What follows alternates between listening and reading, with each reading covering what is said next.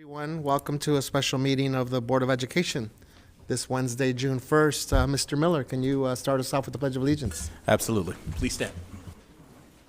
Put your right hand over your heart. Ready, begin.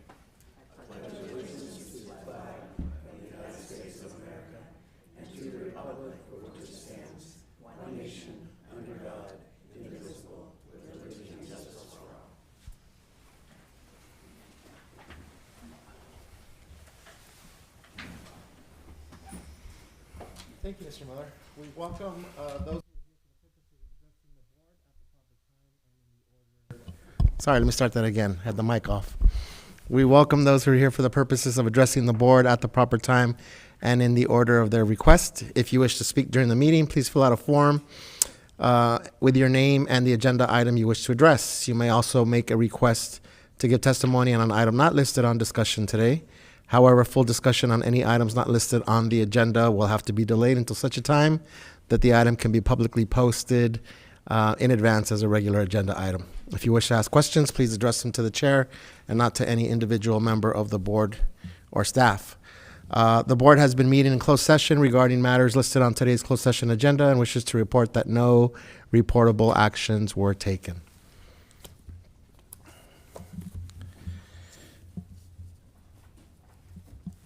So, is this the only item that we have? Is this the only person that we have? So we do have public comment as part of this special meeting. Mr. Pete Marsh, are you here? I am. Okay, so we'll see. It's about 7.3, so I can wait until then if you prefer, or do it now. Are you okay with doing it now? Sure. Why don't you come on up, Mr. Marsh? Okay.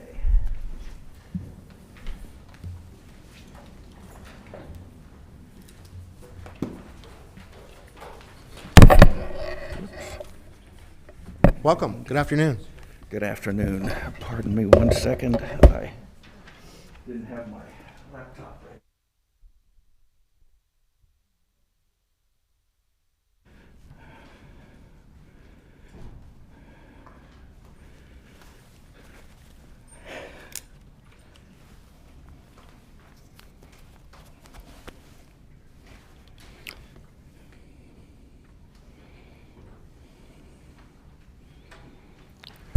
All right. Well, good afternoon. Thank you very much, board members, staff, fellow citizens.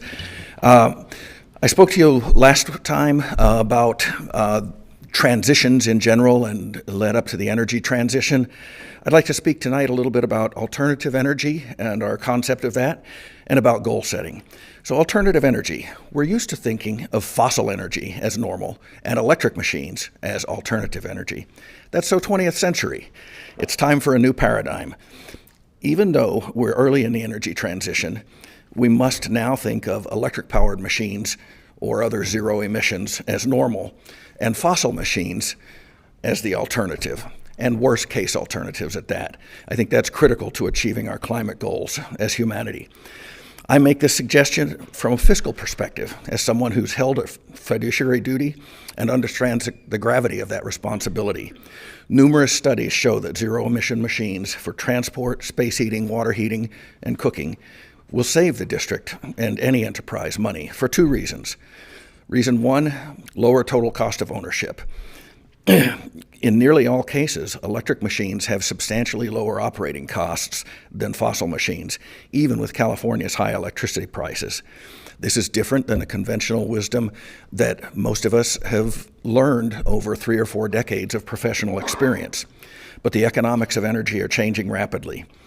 Even though CapEx can be 10% up to even 100% higher for some of these machines, while we can ramp up manufacturing, the reduced OpEx often means lower TCO within 3 to 5 or 7 years. Goal setting. I have a few excerpts from a recent article by PricewaterhouseCoopers, one of the marquee boardroom consultancies. Goal setting is a fundamental leadership skill. It is as much as art as a science, because it requires finding the sweet spot between the aspirational and the realistic. And I mention this because I went back and listened to the March board workshop and understand all the concerns about realistic goals, et cetera. And so Price Waterhouse says the leader's job is to set an ambitious target that will bring out the best in an organization's team and achieve what may seem impossible at first. These are what Jim Collins, the author of Good to Great, calls the big, hairy, audacious goals. We're often capable of more than we know, and an outlandish target that prompts gulps at first can inspire a team to focus on how it can be achieved. So for us as leaders, the question has to be, can we see a path to success? And I would just ask, the board and staff, to think about that as we consider the Green School Campaign's requests. Thank you very much. Thank you. Do we have any other public comment, Leticia? Okay, that concludes our public testimony. We will move on to staff reports. So we'll start with 2022-2023 Budget Development and Local Control Accountability Plan Update. Ms. Takahashi? Thank you. And I'm happy to be joined by Renee Arcus, Carmen Hernandez, James Suarez, Viva Mogi, and George Tsai to provide this 22-23 budget and LCAP, Local Control Accountability Plan overview. And I do want to say that I expect for you to all outdo yourself from your last performance and Yeah, we have high signs and hopes. stuff. High expectations. The bar that you set for yourself is high. The budget and financial reporting happens really all year long. Our budget season really kicks off in January with the governor's proposal to the state legislature on the state budget for the next year, because our state revenues really drive our district's budget. That proposal is revised in May, and then the state legislature deliberates over those proposals, passes a budget, and then negotiates with the governor, and eventually a state budget is signed by the governor. In the midst of all that, we are required by state law to adopt our school district budget in the June timeframe, which is where we are right now. To the extent that revenue picture changes after the signage of the state budget, we have 45 days to revise that budget, and we will bring those items to you for adoption. And then we move to execution of the budget with our first interim, second interim, and estimated actuals reports, where we really look at the actual revenues and expenditure trends happening during the course of the year. And through all this, we're adjusting our multi-year projections when new information comes in. And then we finally close the books in September, and then our auditors audit our books and issue their independent audit report. So the budget is really a year-long process with multiple checkpoints and opportunities to adjust and to share our financial status with the board and the community.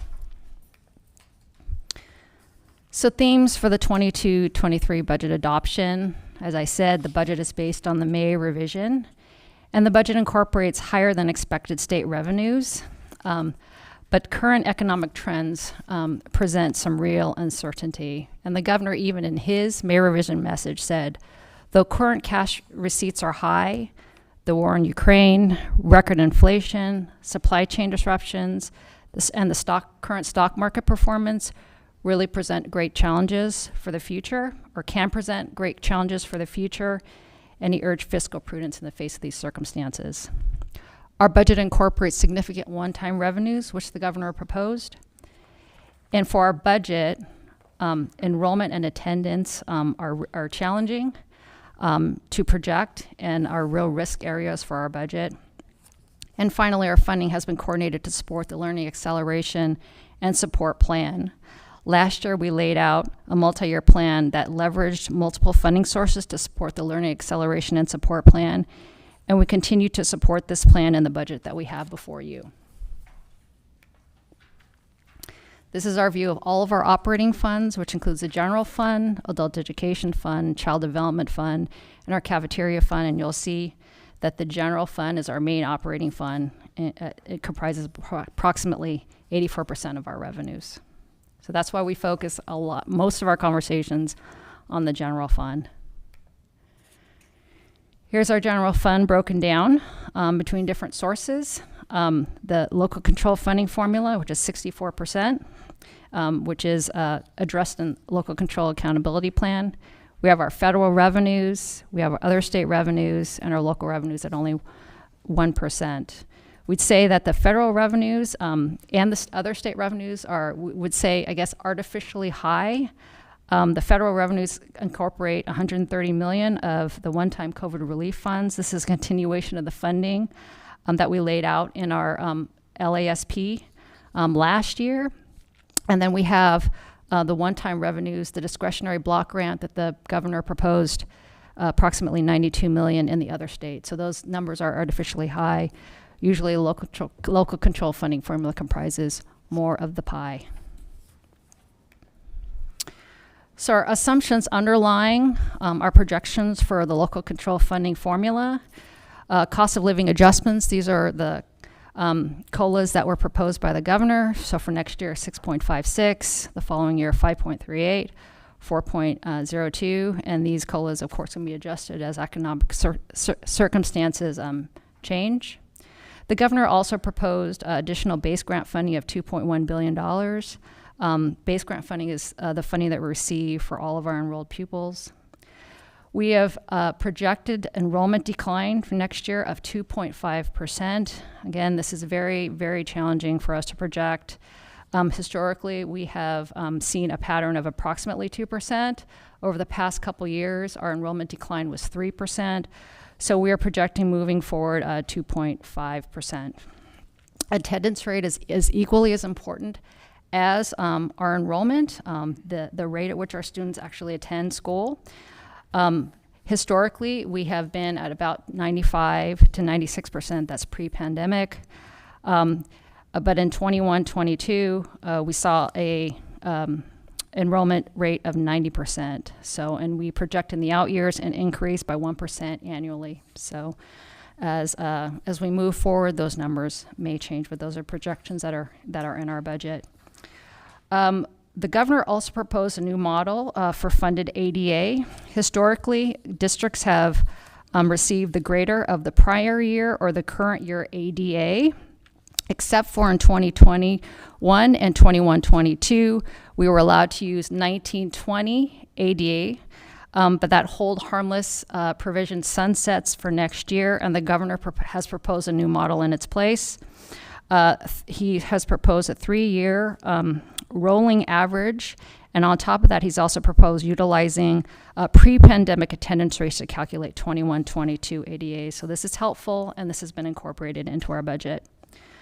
We have also incorporated a 63% unduplicated pupil percentage. Our unduplicated pupils are economically disadvantaged, our English language learners, or emerging bilingual students, our foster and our homeless youth. And our unduplicated pupil students really drive our supplemental and concentration grant funding, and this funding is provided to us to meet the needs of our most vulnerable students.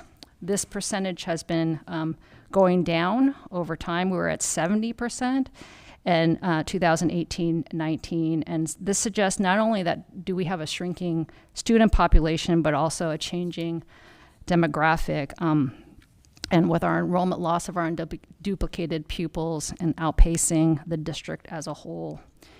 And we're concerned about our concentration grant funding because this is funding that we receive for every unduplicated student over the 55%.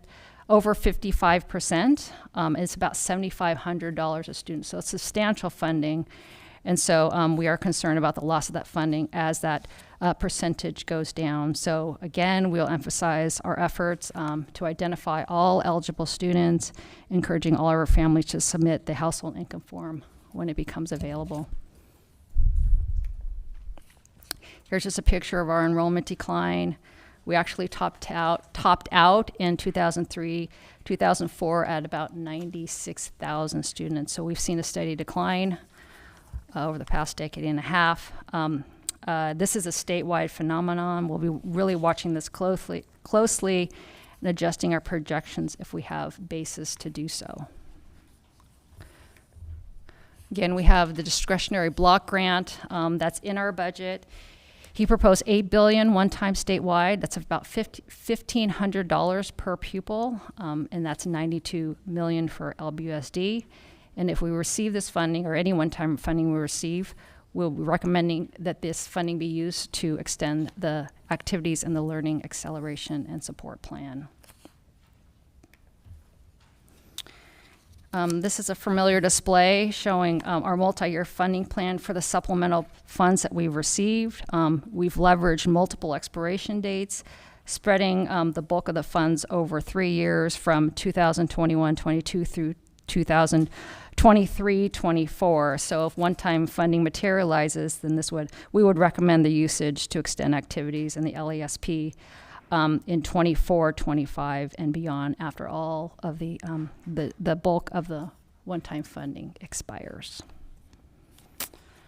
So that's it for the revenue picture. I'll stop here if you have any questions about revenue before I turn it over to Renee for the expense side of the budget. Ms. Sarkis. Hi, Ms. Sarkis.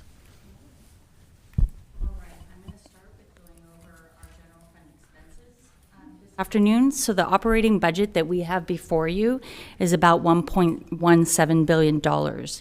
Almost 80% of this is in our certificated and classified salaries and employee benefits. We are a very people-driven organization. Included in these expenditures are approximately $130 million of our one-time federal ESSER dollars being spent according to our plan at the time of our dollars.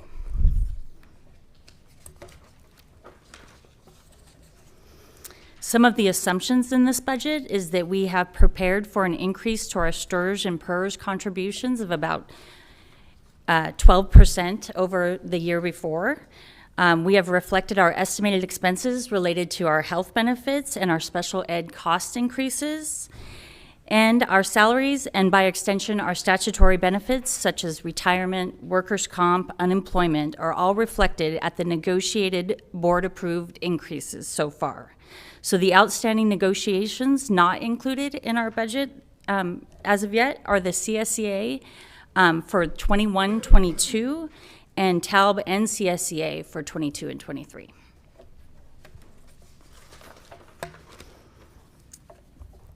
This chart is a reflection of our ending balances that we are projecting in this year's budget and in our multi-year projections. To assess our fiscal health, we look at these unrestricted ending balances, and over time, we have built up balances throughout the years. We have not spent all of the money that has come in through the good times, so that we have resources available to handle any economic downturn, unanticipated expenses, or allow us to maintain stability in our system.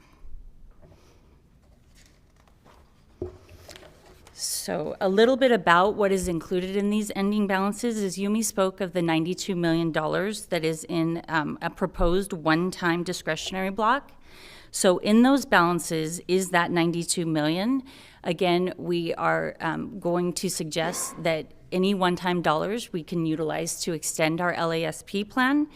And these come from the governor's May revise. We will watch these and other revisions included for changes and present to you them in our final budget if there's a 45-day revise. These ending balances serve as a cushion and allow us to be more strategic in addressing adverse fiscal circumstances. And we are watching in our out years. You can see the balances on the chart. They did start to dip down, which means that we were spending more than we were receiving in revenue. This is what we refer to as deficit spending. So in order to maintain our staffing and programs while we monitor this and figure out our next steps, we are going to have these balances as that cushion. Finally, to be in compliance with AB 751, we are going to recommend that we commit these funds to reserves, commit our reserves to maintaining continuity of staffing. So the AB 751 requires that we commit any of our balances over 10% in order to maintain those balances, and that's what we are going to recommend here today.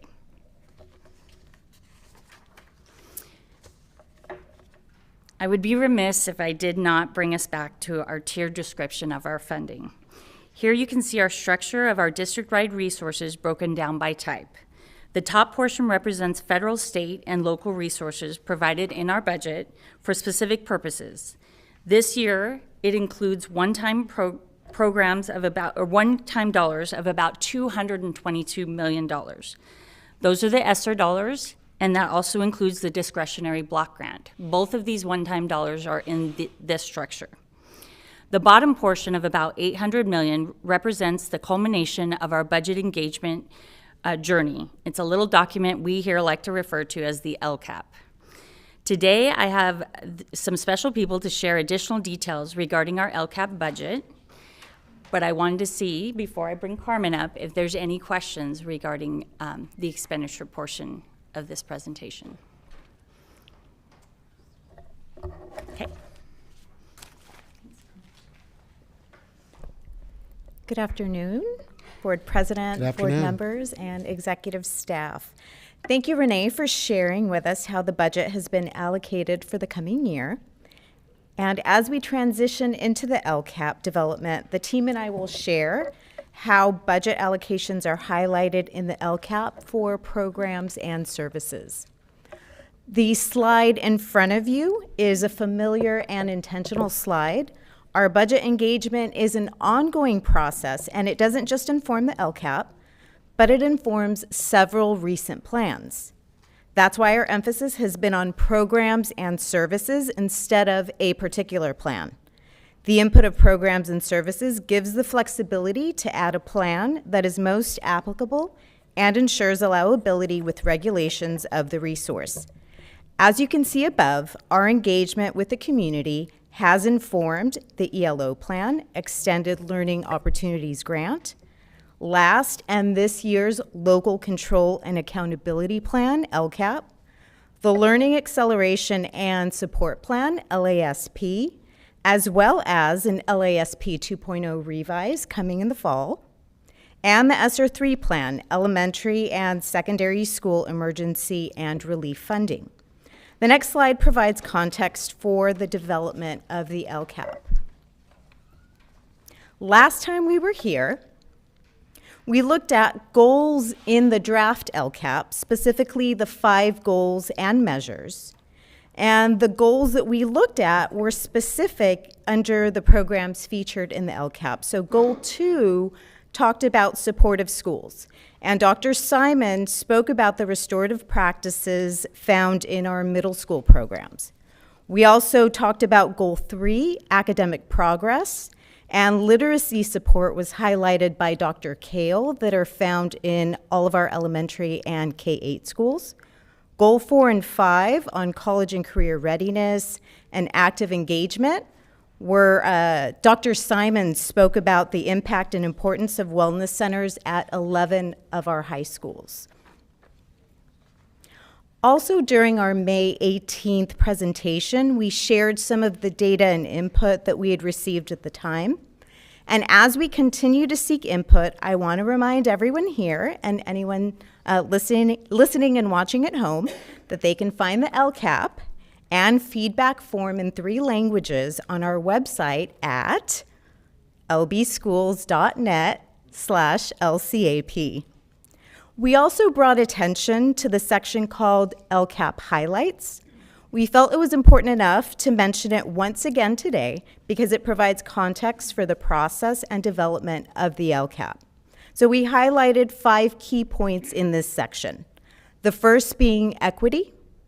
A great effort is taken to demonstrate that there are numerous equity initiatives that drive actions and services, and as a result, it's evidenced and is apparent throughout the LCAP. Local control. Evidence is also found of how sites have the flexibility to construct programs and services through the allocation of LCFF funds to schools. Learning acceleration and support plan, which shows the braiding of many resources. With the LASP, we can also articulate how budget engagement and development coordinates several plans. Budget engagement, our focus in each effort is to highlight what is best for students and uplift programs and services to meet their needs. And lastly, we acknowledge how the pandemic continues to have a profound academic and mental health effect on families and students.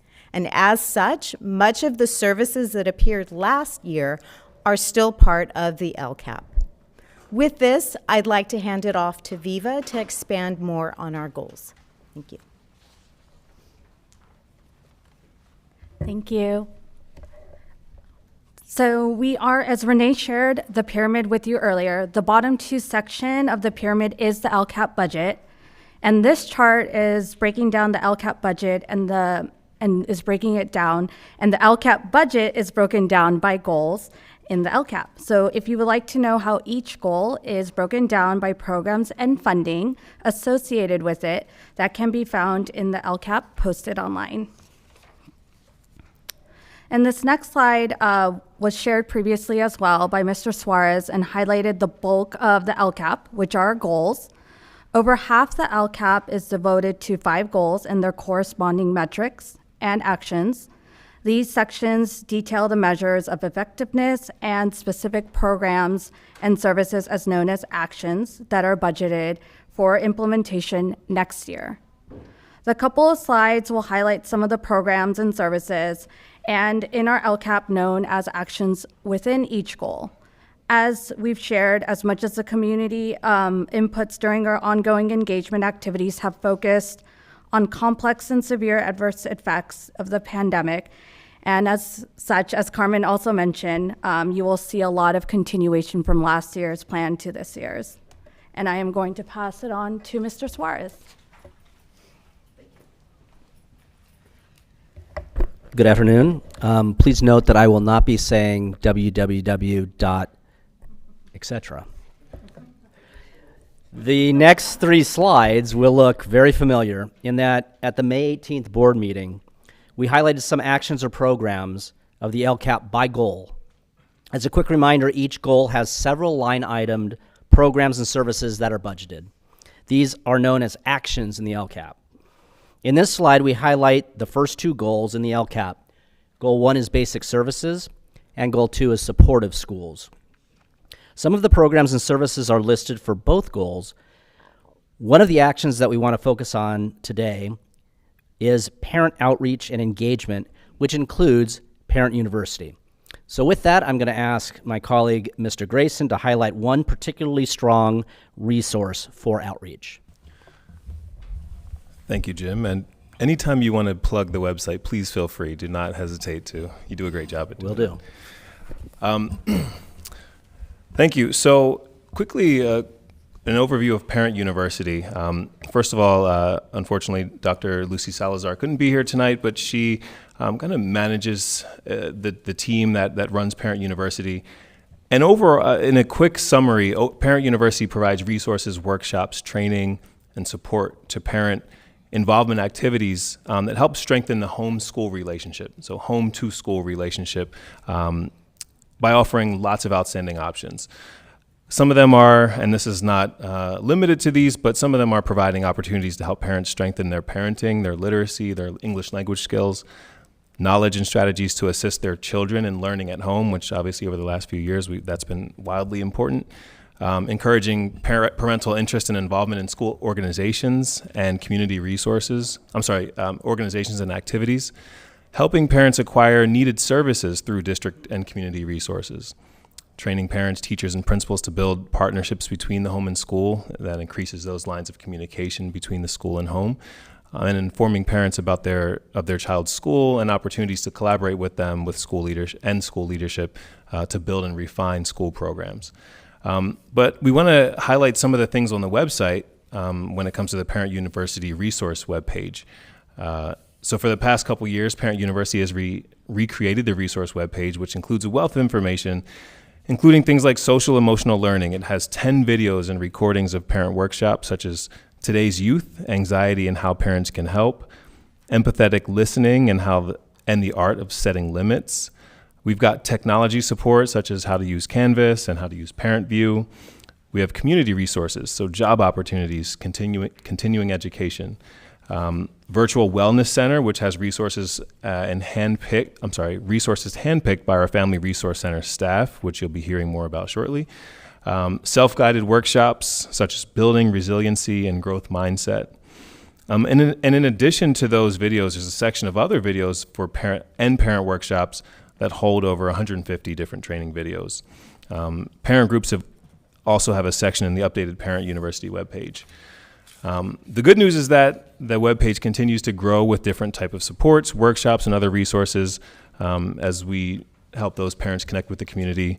We've had lots of great internal conversations about ideas on how, what different things parents want to hear. We got to hear from them on what things they want to learn from us.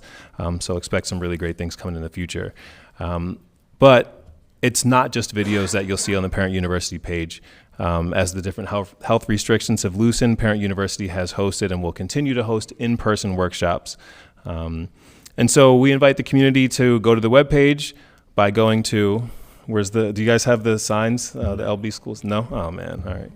That's disappointing. But lbschools.net, scrolling down to the graduation cap, click on Parent University. You click on the grad cap, and then you click on the top button and visit the Parent Resources website. So anyone who is watching right now, please go to the Parent University page. It's something that we really want to grow.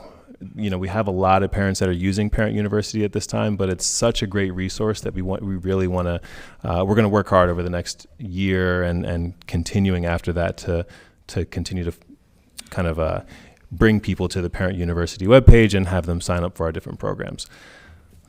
With that, back to you, Jim. Thank you, Mr. Grayson. So slide, please. So this slide is a representation of Goal 3, and it contains the largest amount of programs and services. The goal states students will make academic progress on the Common Core state standards so they can be prepared for both college and careers upon high school graduation. As you can see by this slide, there are several areas in which the LCAP draft focuses on academic achievement, including academic support staff at schools, expansion of the interpreter unit for language access, allocation to school sites of LCFF funds so that they can make decisions about how best to meet the needs of their own students, tutoring, and the Black Student Achievement Initiative. Today, we are highlighting Action 3.9 in the LCAP, Transitional Kindergarten Teachers, who instruct some of our youngest students.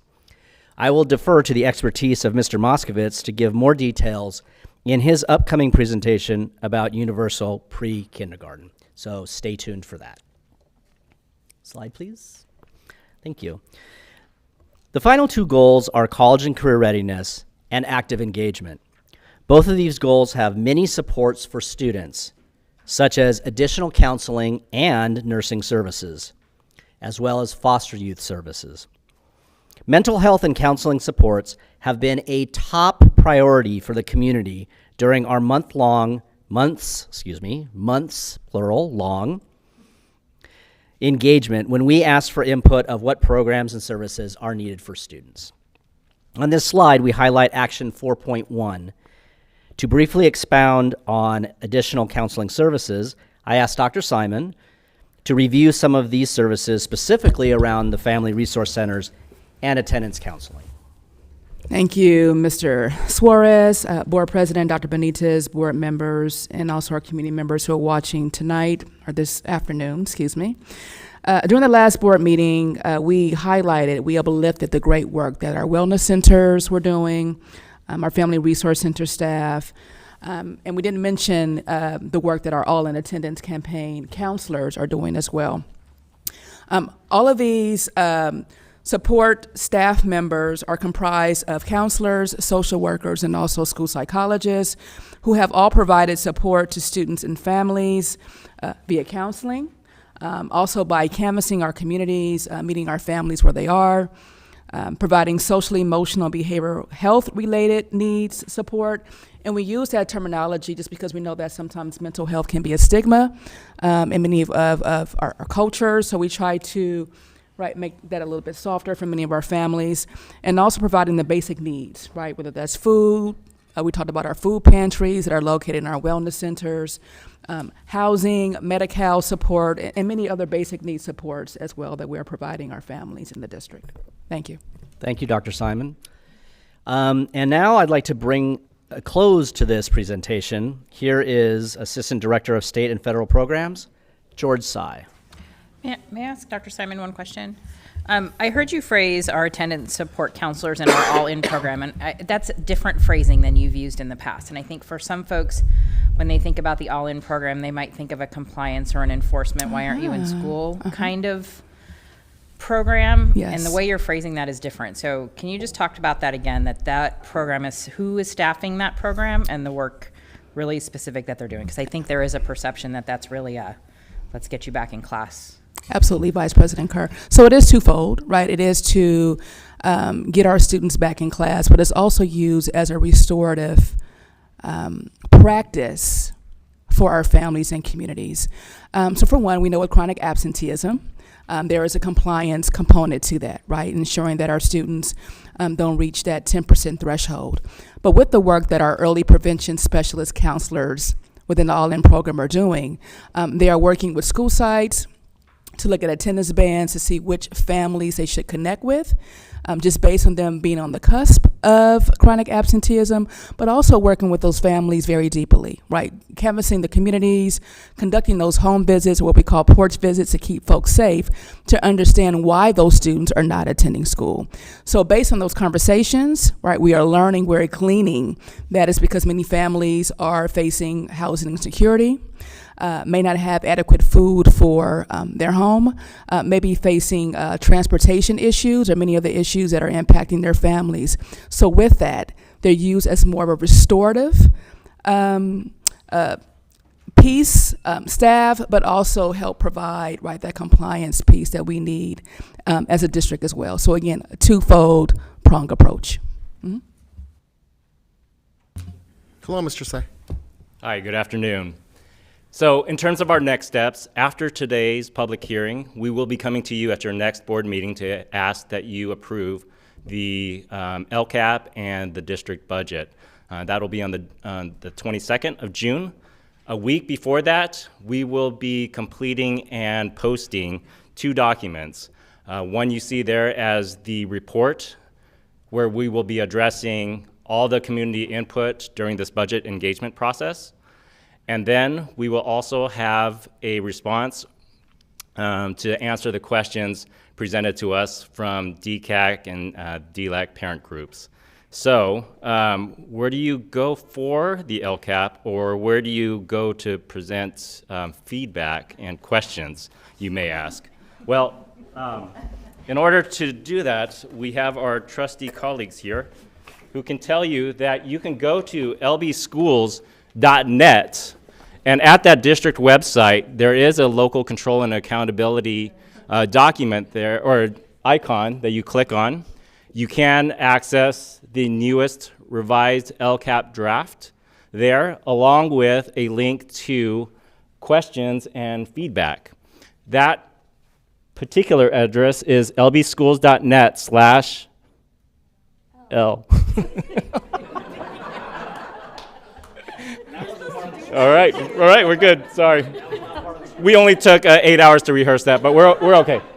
So we hope everyone has really gotten a lot out of this whole process in terms of the information presented, the engagement efforts, and we hope on the 22nd that you'll be able to approve the LCAP and the budget. Thank you. Thank you, everyone. Did I do it right? Mr. Itzen, I'm expecting like some kind of filter or glitter or something on the YouTube when that part of the video gets transmitted. Yeah. Some hyperlinks there. Colleagues, any questions?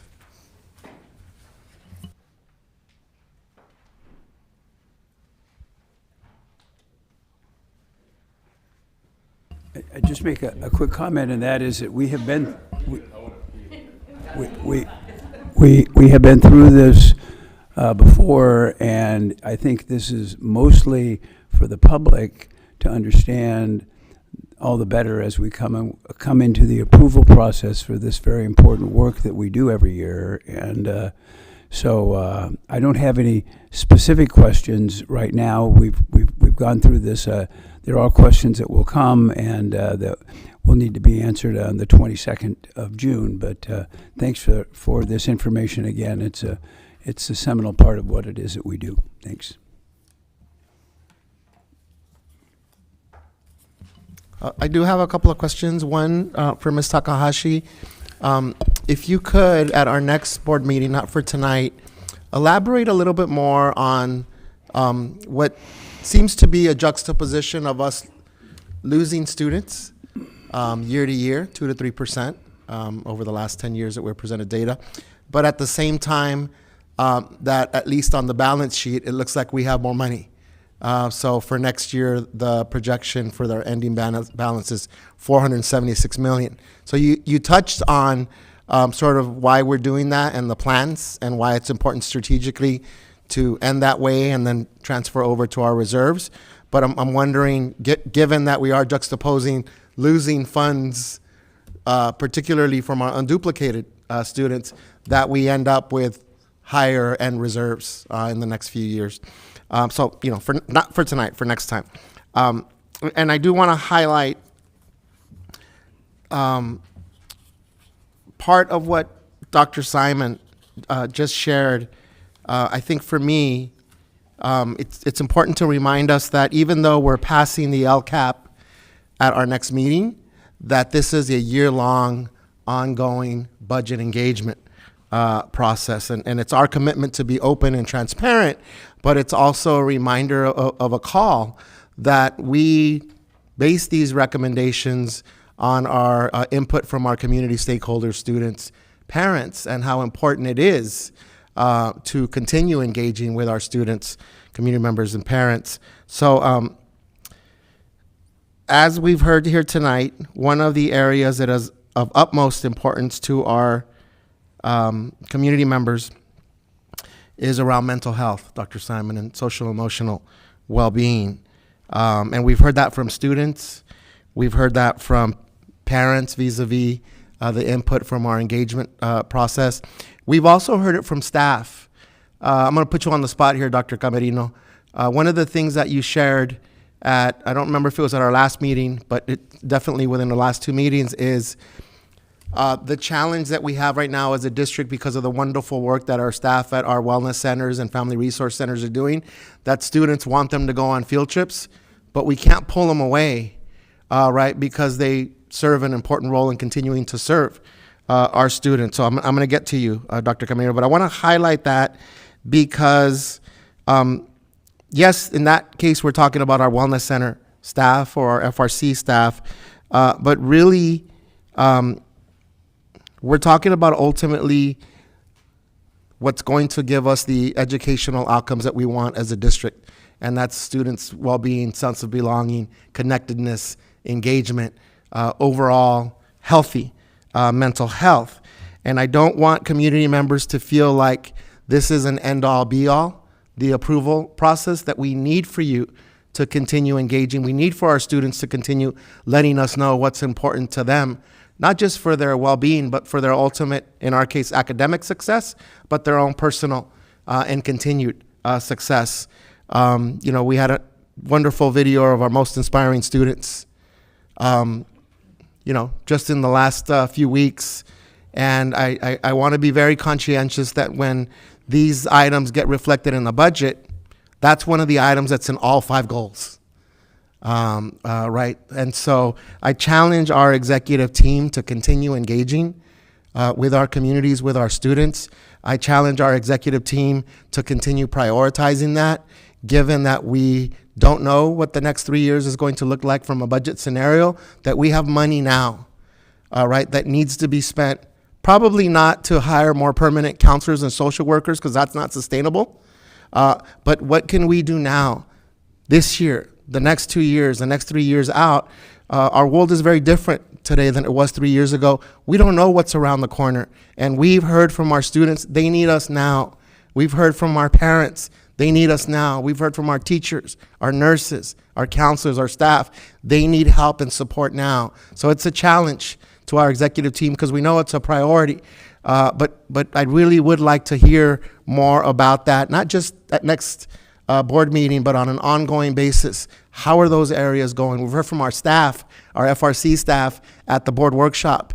And they said, gee, you know we have an impact. Students tell us we have an impact. Can we provide these tools and resources for students earlier, right? Whether that's at the middle school or elementary school, so that by the time that they need help again, or that they can provide help to other students, that it's a reaffirmation, a strengthening, rather than the first time that some students are receiving this additional help and resources. So I'm going to bring it back to you, Dr. Camarino, just so that you can highlight that point of not just the sense of urgency, but the consideration of our budget here through the LCAP is not a one-time thing. Right, we need to continue engaging. We need to keep hearing from our community members and from our students, so that we don't end up with having to figure out, do we keep staff here? Do we need out staff over here? What really is the bottom line for our students? Dr. Camarino. Thank you. And what I wanted to share too, and especially after distance learning and the pandemic, you have to realize that half of our students at our high schools did not have any connections with staff in real time, right? It was all on computers. And more than 2/3 of our students at the middle school level didn't have connections either with the students when they came back to school. So a lot of our students didn't know where to connect or who to connect with. So when you think of the word wellness center, that's a place where you can go. And I would argue that our teachers are also trained in being able to support, and our staff too, but students just don't know those roles that they can reach out to those students.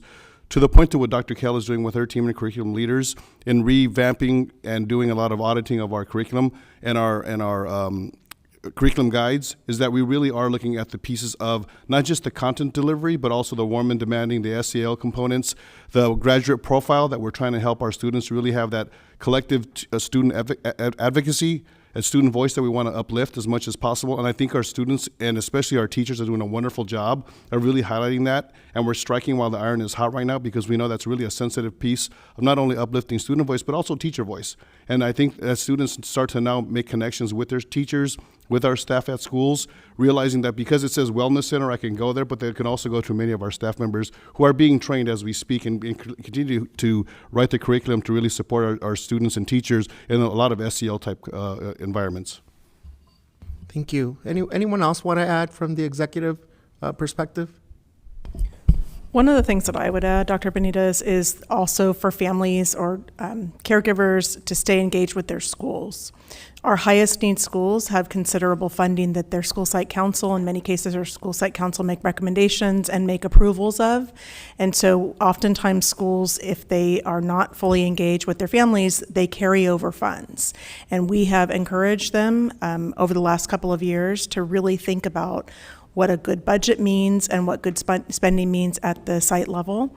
And so that's another way that parents can be involved beyond just the LCAP and the district budgeting, is to really be at the local level working with other parents and with the school teams.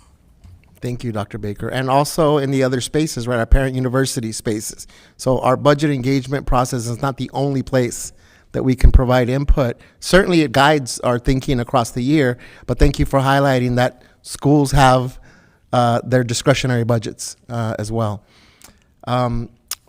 So just in the spirit of keeping with our time here, I will move us on to our next item, which is our Expanded Learning Opportunities Program, ELOP, and Universal Pre-Kindergarten, UPK plans. Mr. Moskovitz. Nice bookmark. You heard from Dr. Camarino talking about the wellness centers at the high school. And while we need to continue to consider over these next several years how we're going to support our students with acceleration and any trauma they may have experienced in recent years, something else we can think about is how do we start our youngest, our littlest students off with a very strong foundation so that we don't have to accelerate later, so that we don't have to intervene later. So a lot of our conversation today over the next 30 minutes or so are really talking about the plans we're putting in place to support our students from the earliest age up through our middle school years. So we are talking today about our ELOP and UPK plans. So since we use a lot of letters, I just told this team I actually need them to run upstairs and cut out a couple of other letters, because we do need that website reference, but we'll come back to that. I am joined today with Cindy Young. You'll recall back in March, the first part of this presentation, we came to board workshop and shared with all of you our initial plans around some of our after-school programming and our UPK plans coming from the state. Today we are coming to you with some more concrete plans, with the idea that ultimately you will be approving those plans here in the coming weeks at the next board meeting. But right after that board workshop, we had Cindy was promoted to the position of Senior Director, Early Childhood and Expanded Learning, really in large part to carry forward this work with ELOP. So she'll be up in a moment to share some more details. I want to just pull up some of the actual language from Education Code related to both ELOP and UPK. You may be asking, why are we combining ELOP and UPK into one presentation? And I think some of the language in the Ed Code will help to understand why. So first part related to ELOP, it says at the bottom, an ELOP plan needs to be approved by the LEA, that's you, the school board, governing board, in a public meeting and posted on the LEA's website. And you'll hear in a moment from Cindy about how our ELOP plan is currently posted and how parents can access it to give us some feedback. So we'll hear a little bit more about our after-school and summer programming plans. But then the connection to UPK, and you may remember this slide from when we were together in March, it actually says, and this, some people ask, why did we move forward with full day TK and full day kindergarten? And I'll talk a little bit more about those in a few minutes. But part of the impetus came from the Ed Code that said that districts need to develop a plan for how all children in the attendance area of the LEA will have access to full day learning programs the year before kindergarten. So referencing what would a full day TK program look like. But it also says down at the bottom that meets the needs of parents, including through partnerships, of the LEA's expanded learning offerings. So the state was very intentional about combining the plans for universal pre-kindergarten with the expanded learning opportunities program grant funds that were coming our way. So that's really the impetus for why they're together.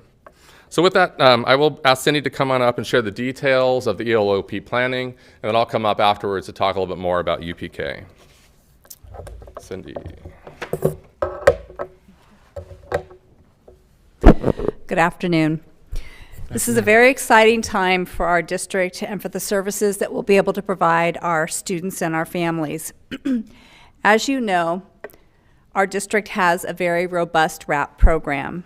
Currently, we receive about $12 million to support students in after-school or wraparound services, in addition to the 21st Century monies.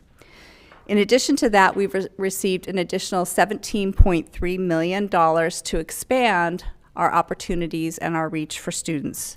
This is a huge opportunity for our children across the district. In an effort to make all of this happen, we have to have a dedicated team of individuals to bring all this together, and we have several of those team members that have joined us this afternoon, so I'd like to take a moment to introduce them. We have Debbie Duden, who is our program administrator, leading the effort. She's been leading the effort for RAP, and she's now taking on the additional responsibilities that this additional grant monies bring. Stephanie Dunn is also joining her as a program administrator. We have Tracy, one of our TOSAs, has joined us this evening. In addition, Chris Damon has been promoted to assistant director, and Christina Cortez as program coordinator.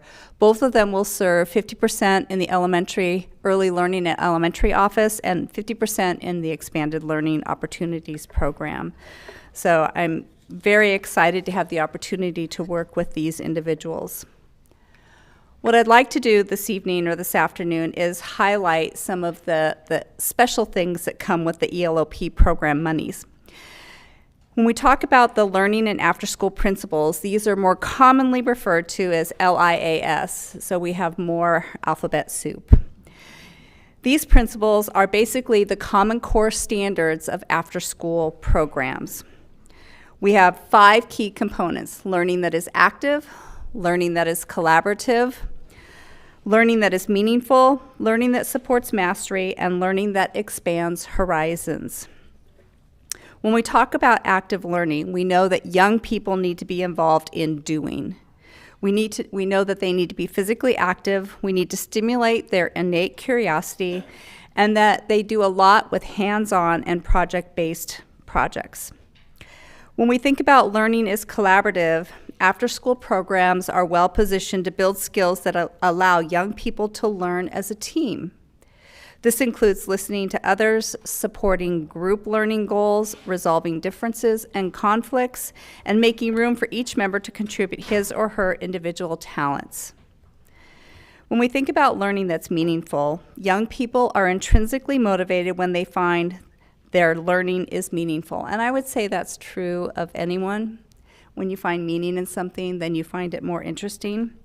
Motivation is increased when the learning is relevant to their own interests, experiences, and the real world in which they live.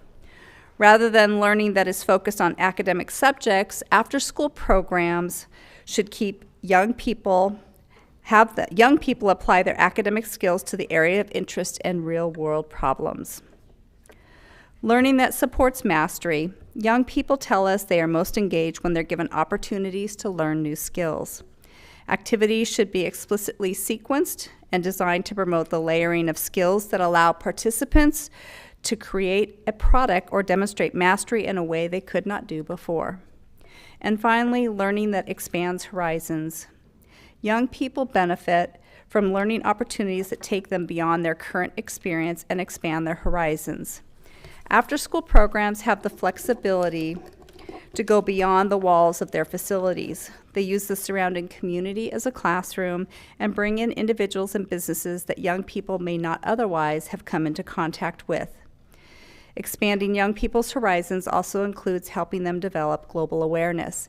And as I was thinking about and reading and kind of wrapping my arms around these 5 core areas, it made me think about the things that students, or the things that we're going to expose children to, are executive functioning skills, which we know are very important in order to produce young adults that will be productive in our society. But it also seems that these core content areas focus on our birth to 12th grade beliefs around learning for students. So academics versus enrichment in after-school programs. With the understanding that the regular school day has limited time for additional practice and reinforcement, we really strive to engage all students in content areas through a unique approach to learning.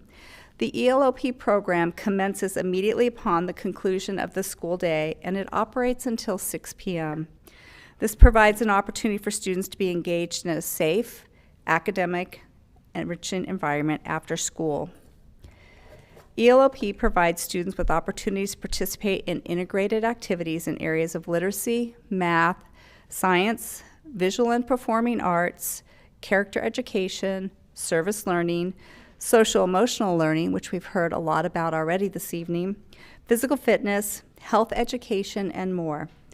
College and career readiness, life skills, and vital social skills are addressed in alignment with the Common Core standards. ELOP programs promote academic success by providing opportunities for students to expand on concepts taught during their instructional day.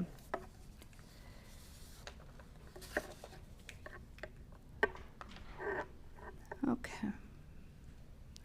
Well, let's see here. There we go. So I wanted to talk about some key program requirements. These are must-dos with the funding that we're receiving. We must offer a program to all students, and in Long Beach, we're offering through transitional kindergarten through 8th grade. We must offer a 9-hour program, and that includes a 6-hour instructional day with the addition of 3+ hours after school for wraparound services. That it's offered for all school days plus 30 intercession days, which could be spread out over Thanksgiving, winter, spring, and summer break. What we do know is that this is a huge program and that our district can't do this in isolation. So we must continue to engage with our community partners and build on those partnerships. In the TK portion of the day, our ratios will never exceed 10 students to 1 adult. That there will be a focus on academics as well as enrichment, and that we must develop an ELO plan, which we are presenting this evening. As you know, this plan is very exhaustive and very detailed, and so I wanted to just highlight 4 key areas that kind of bubble to the top. Youth voice and leadership. So when we talk about youth voice and leadership, it's a key component of the ELOP program is to engage youth in authentic and meaningful leadership roles. ELOP staff adhere to the philosophy that programs and activities should be student-centered and based on student voice and choice. When we think about diversity, access, and equity, ELO programs will create environments in which students experience values that embrace diversity and equity. We recruit staff from diverse cultural backgrounds with a myriad of experiences to share with students to enhance overall programs. And then the two areas that are bolded out, these are areas that are our greatest need, and these came out of the Collaborative Partners Management Team survey as our greatest needs. They're written in our quality improvement plan. They're standing agenda items. They're points of discussion in meetings for PD and curriculum. And we heard tonight that healthy choices is something that's very important to our students, especially now more than ever. The ELOP program recognizes the link between student health and learning and desires to provide a comprehensive program promoting healthy eating and physical activity for all students. But if you're going to have a quality program, you also need to have a quality staff. Recruitment and retention of quality staff are important to serve youth. The ELOP seeks to employ staff members who have experience with expanded learning programs in urban school environments and who are passionate about developing youth and helping to maximize their fullest potential. We strive to also hire a diverse staff reflective of the diversity in our student population. In order for a program to be successful, we know that stakeholder feedback is important. A key component of the ELOP plan involves community input. LBUSD has several committees representing a diverse cross-section of our district and community. In addition to these forums, we have created a survey that will be disseminated today to all TK to 8th grade families at 4 p.m. This input will help guide our actions as we continue to map out our programming for our children and students that begins this summer. We also know as parents, community members, and as district staff begin to review the details of the ELOP plan, there may be questions and concerns, comments that arise. In an effort to be proactive and address these in a timely fashion, we've created a centralized email address which is posted there. It will be elopquestions@lbschools.net.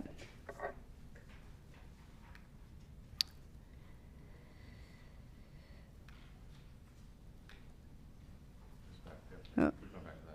No, I need I need the LCAP. Yeah, it's out of order. Thank you. Okay. So bringing it all together, we heard information this evening about our LCAP plan. The ELOP plan and the UP program plan align with our current LCAP plan. As stated in our superintendent's goals and our strategic plan, across an organization, alignment or systemness ensures that there is clarity of purpose, the North Star, goals and initiatives that the entire organization is working to achieve. The alignment of standards, curricula, instruction, and assessment ensures that what students are expected to learn is supported by the curricula and instructional practices assessed to determine the degree to which students learned. Our ELOP and our UPK plans, although new, align with this district strategy. So I'd like to take an opportunity now to open it up for discussion and questions, and I'd like to invite Debbie forward to help address any questions that might arise. Colleagues?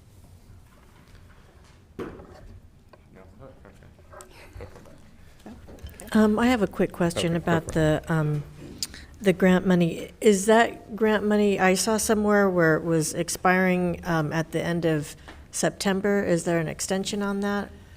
For the ELOP monies, it's ongoing. It's ongoing? Mm-hmm. And as of now, we don't have a date where they're going to terminate funds. Okay, thank you. Well, as we move into the UPK component. Do we have time for one Please, question, yes, Mr. absolutely. Moskowitz? Yeah. Just to reinforce, you're sending out the survey at 4 o'clock for all pre-K to, or TK to 8th grade families. So we envision programming on every school site. Every one of our elementary, K-8, and middle schools will have an after-school program next year. Okay, so in some places we've had a limited capacity. Maybe it's just a coachee on the playground for an extra 45 minutes. So there will be programming at every elementary and K site next year. So that's hence the word expanded. Yes. So Now, all families will have an opportunity. They won't have to go to a different school to utilize the program. correct. Some of our sites right now have after-school programs that are fee-based for parents based on need, and we will continue to have some fee-based programs. We are working right now with the budget that we receive from the ELOP funding to greatly reduce the cost for some families, and in many cases make it free if families earn under a certain threshold. So we'll be communicating that out to our families in the near future. There will be some version of kind of a sliding scale based on family need, but we will have free options available at every one of our sites for those students who qualify. I think to your point, Board Member Kurt, like this is huge. Yeah, so for our some, district, and right? some families have, not chosen not their neighborhood school because there weren't appropriate after-school programs for them that worked with their family schedule. So potentially you may have more families that stay at their neighborhood school because now we have options that they weren't afforded before. Absolutely, and we've been challenged over the years by parents wondering why we don't have more after-school programs for our TK and kindergarten students, and that has been a big challenge. That's one of the benefits of our full-day TK and kindergarten program is that students will be in school for the full 6 hours, but even beyond that, we will be prepared to offer the ELOP after-school programming for our TK students as well. And the key for me is that it's in addition to the academic, and this is enrichment activities that we're talking after school. So really a shift in terms of, I don't want folks to get nervous when I use this term, but our full service community school model where you have additional programming in the neighborhood at your school. Yeah, very much so a wraparound service where we're going to try to support the whole child in every way that we can throughout that 9-hour day. Mr. Miller?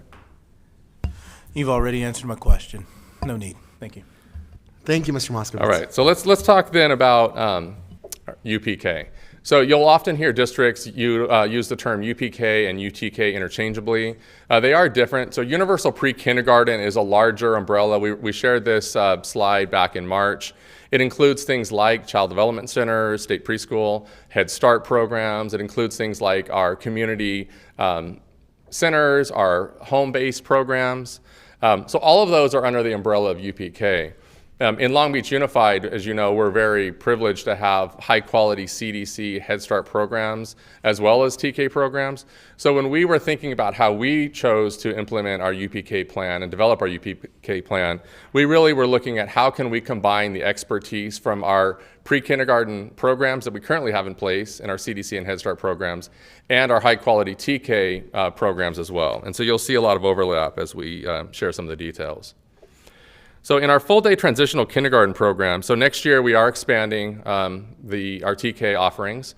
47 of our 54 elementary and K-8 sites, including Avalon, will have a TK program. Over the coming years, we do expect to have a TK class at every site. As if you'll recall, this next year, the enrollment for TK is for students who turn 5 between September 1st and February 2nd. The following year, that moves back to April 2nd.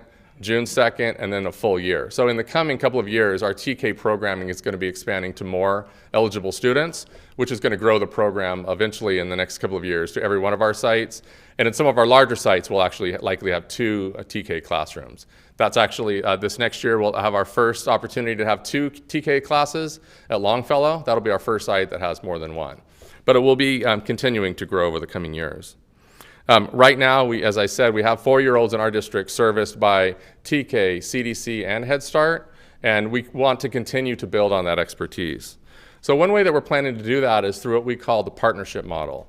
At 2/3 of our TK classrooms next year, we're going to have a braided funding model where we're going to have both a TK teacher and a pre-K teacher, either CDC or Head Start, in the classroom at the same time. So students will benefit from having 2 highly trained teachers, the pre-K teacher that comes with really a deep understanding of developmentally appropriate practice and early learning assessments, and the TK teacher that comes with a deep understanding of content standards and curriculum. So together they'll be able to develop that partnership that we know will be most beneficial to our students. So that's a pilot program that we'll be trying this next year. We think it will be extremely beneficial to our students. And then in the other 1/3 of our schools where we will be doing another model is what we would call our teacher paraprofessional model. So those will be folks like our kids club lead teachers. It will be student aides, college aides and instructional aides. We'll be looking at a couple of different models to implement at a few of our sites. And part of this, with being our first year, we do want to try out a couple of different pilots, find out what appears to be most successful so that we can then implement the more successful models in the coming years. But we believe all of these, through appropriate training, will be, we're looking forward to the availability of the ratio of 12 to 1, 24 students with 2 adults, 12 to 1 ratio, that we think is going to create a really remarkable program for our students. Part of this, as we think about UPK and part of it in our planning, we know that I'm reminded from my colleagues that have more expertise in early learning than I do, that students at the youngest age actually learn from 3 different places. They learn from their teacher, they learn from one another, and they actually learn from their environments. The classroom environment is actually as important to a young learner as the teacher and what they might get from their peers. And so we've invested, as you know, quite a sum of money to ensure that we have high quality indoor and outdoor materials, furniture, supplies that will all be installed in every one of our TK and kindergarten classrooms this summer and be ready for when the doors open and students enter on August 31st. We just trained last week all of our TK and kindergarten teachers. They participated in a training to learn more about the why for this furniture.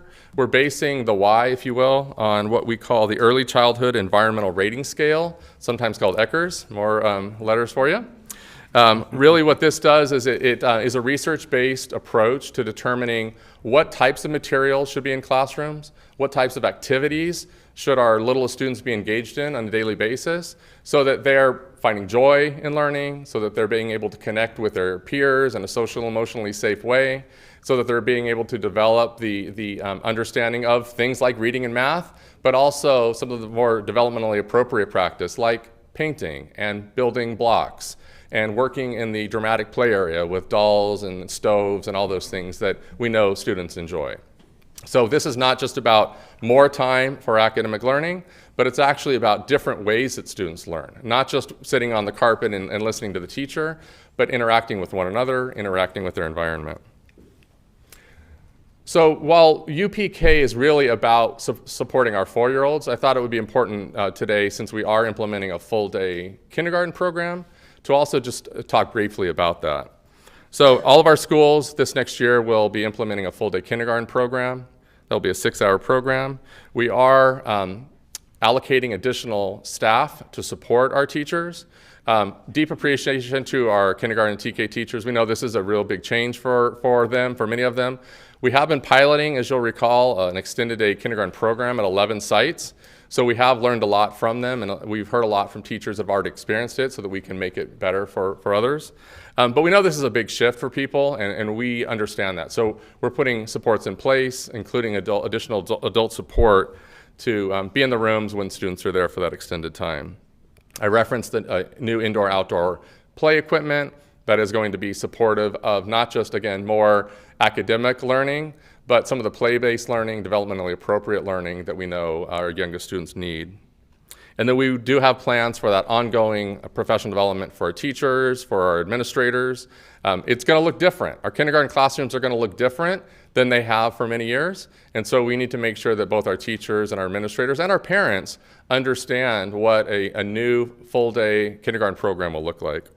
But if you look on the right, just as a quick example, our traditional half-day program, our teachers have been really hard-pressed to just meet the basic needs around things like English language arts, if I can speak English, English language development for our English learners, and math. That really consumes most of the day in a half-day kindergarten program. With the additional 2 hours, you're going to have those developmentally appropriate practices. You're going to have daily outdoor play that is part of a learning opportunity. You're going to have choice centers, and that's an important word, choice, that students get to select where they are within the classroom, including art, dramatic play, blocks, science, and some of those other things that I mentioned. And there will then give the teacher more opportunity for some targeted small group support as well. So we'll open it up to some questions, but just kind of in conclusion, a couple of opportunities for some input, feedback, and then next steps for you as the board. So this is where I should have had my team have the extra letters available here. But we do have our draft ELOP, Expanded Learning Opportunities Program plan on our district website right now. So if you go to that, it's www.lbschools.net/ELOP, right? ELOP, yeah. So if you go to that, it's about 80 pages. It's a pretty lengthy plan, but we think that'll give our broader community an opportunity to give some input. As I referenced, as Cindy referenced, we are sending out a survey to all of our TK through 8th grade families today. It probably went out about 10 minutes ago. You can check, Dr. Benita, see if you got it. That'll give you an opportunity to give some very specific feedback of what you would like to see for your child in an after-school program, summer program as well. In addition, we do have plans to, we will be finalizing our UPK planning. And at the next board meeting, on the June 22nd meeting, you as the board will have the opportunity to approve our ELOP plan and to, not for approval, but to accept our UPK plan that we will then move on to LACO, LA County Office of Education. So just last as a reference to our broader community who may not be current parents in our school district, we still would like some input and feedback on either of these plans. So there are two email addresses you can use, elopquestions@lbschools.net for any input or feedback questions around our after-school programming, and tkkquestions@lbschools.net for any comments, questions about what we're offering in our UPK and full-day TK and K programs. So again, we'll open it up to some questions. Colleagues? Oh. Yeah, well, first off, thank you, Brian. I think that this is very, very good information, once again, for, I know, at least one person in my district. All things considered, I did have some questions, or confirmation questions around some of the emails that I've been receiving about our growing UPK plan. So just confirmation here. One of the concerns was there would be situations where one teacher would be isolated with a room full of 4-year-olds or 5-year-olds, up to 30 students at a time, and they'd be in there by themselves. Is that the case? So there could be times in a day where a teacher would be in their classroom with 30 students. Okay. We have that currently in grades 1 through 12, right? So obviously in kindergarten it's different. We have some of our youngest students. But again, I'll remind you and our folks listening that we have had 11 sites piloting these full days, these extended days for the last year, and some for many years. They have had very limited, if any, additional adult support, and generally do run the classroom. Now, when we say 30 students in a classroom, that's the capacity by contract. The reality is our average kindergarten class for next year is projected to be around 25 to 26 students, which means that some classrooms will likely be down in the range of about 22 to 23. So each school is a little bit different, numbers of kids coming in enrolling. They don't come in little packages of 30. But in many cases, our class sizes will be down in the 22 to 23 range, 25, 26. We will have adult support in the classroom throughout the day and week, but there will be times where a kindergarten teacher would be with the students by themselves. Okay. That's good to know. The second piece was more around the practical stance of the child care perspective for those younger students after school. I don't know what that necessarily looks like. Can you give me some examples of what that may look like? Sure. Obviously, we want to have something that's both academically enriching, but a little bit more on the fun side. So if you can just give some more anecdotal. Yeah, absolutely. Yeah. So many of our after-school programs that are currently operated through our RAP program are actually operated by community partners like the YMCA, ACA, Boys and Girls Club. So they would be the ones that would actually be providing, in many cases, the support. Because we're outfitting all of our TK and K classrooms with the new furniture that's going to support developmentally appropriate practice, we would envision that the after-school programming will take place in those kindergarten TK classrooms and on the kindergarten playgrounds, so that there will continue to be some play-based learning to that. We would also anticipate for students that age, there would be opportunities for quiet time, rest time. After a 6-hour day, they likely will need maybe a little bit of a shut-eye. So we'll have places, mats and things for them to be able to access that. But it will likely be more things like enrichment, opportunities to continue some of the choice that they had during the day. We also have had, in many cases in our schools, through our child development centers, we've had after-school programming through our school-age care that has extended all the way through 6 o'clock for years. And our pre-K teachers are well-trained and will support all of our district as we expand ELOP to understand what would be best practices for some of the youngest students in those after-school programs. Thank you. So we have several dual immersion schools. So as we implement programming that is TK and younger, are we looking at having staff and programming that will support that language access as well? I understand if that's not, as we just are planning this for the first time and implementing in September. If we don't have a plan for September, do we have a plan to implement that in the future for multi-language schools? So we actually have several of our TK classes are currently Spanish, English dual immersion classes. So Henry, for example, has a dual immersion transitional kindergarten program, as does Webster. We also have several of our pre-K classes that are currently dual immersion, including at Educare and at Webster. So we've had recent experience, and we'll learn from those sites that have done that. And we also are we'll be working with our community partners as we're bringing in staff to support after-school programming where we can to bring in the bilingual support. But the after-school programming doesn't necessarily have to be in the dual immersion language. They can also continue to access those after-school programs in English if that's what the staff is able to provide. But we are looking at how do we expand as we grow our TK programs, where we have dual immersion programs on site, how can we bring transitional kindergarten into the fold? Thank you. For next time, Brian, Yes. because we have to move on here. So Board Member Kerr and I both sort of reiterated that this is a great opportunity, right? That we haven't done this across all of our schools. We do have some schools that have higher demand for after-school enrichment programs and or summer school. So what does our planning look like for, those programs that fill up faster than others? Will parents have options if at their particular school they get, it gets full, or is there a waiting list, or can they go to another school? Just through that. And then will there be any Saturday programming, Brian? Got it. We can bring that back, and I can share some information Perfect. at the June 22nd meeting. Thank you. Thanks. Thank you, Mr. Moskowitz. So we're going to move right into our next item. I just want to Dr. Baker? acknowledge Yeah. one thing. Mrs. Craighead, you asked about ELOP funds expiring, and so I just want to acknowledge this is an example of doing your homework and listening well. In the first presentation on budget and the LCAP, on the multi-year allocation by fiscal year, there is an expanded learning opportunity grant that does expire in September.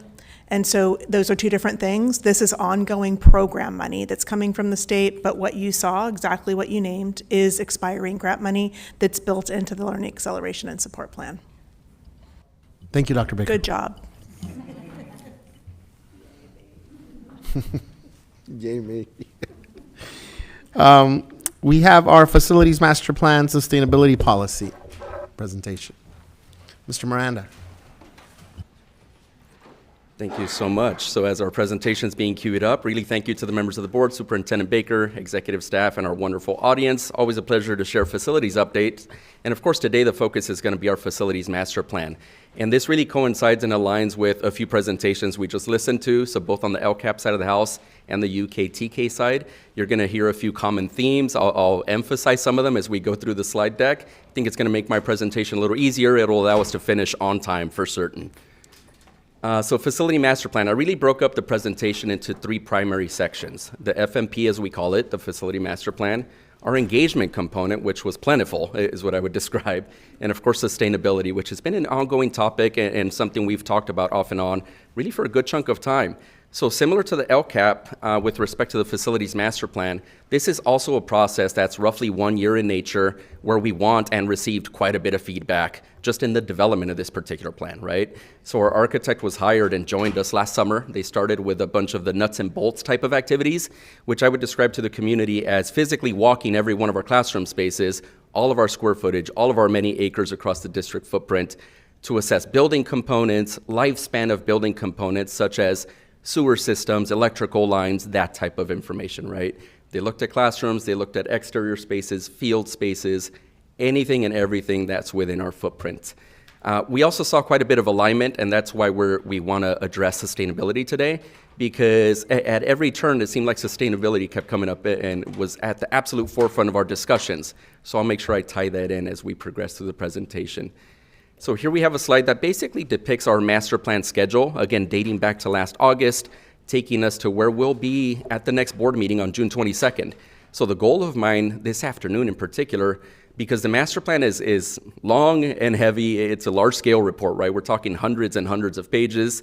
We'll make sure as we continue to work with our architect and dialogue with our architect that we get that in your hands and in the community members' hands in electronic form, because I think that's going to be a bit easier, also in paper form for the school board. We often have at least a few paper copies we keep at our office in particular in case anybody wants to take a peek at all the specifics behind the master plan.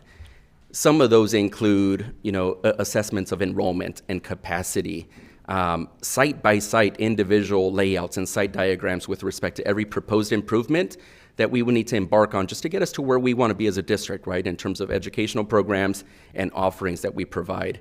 There's definitely that nexus, right? So there was conversations just a short while ago with respect to UK and TK.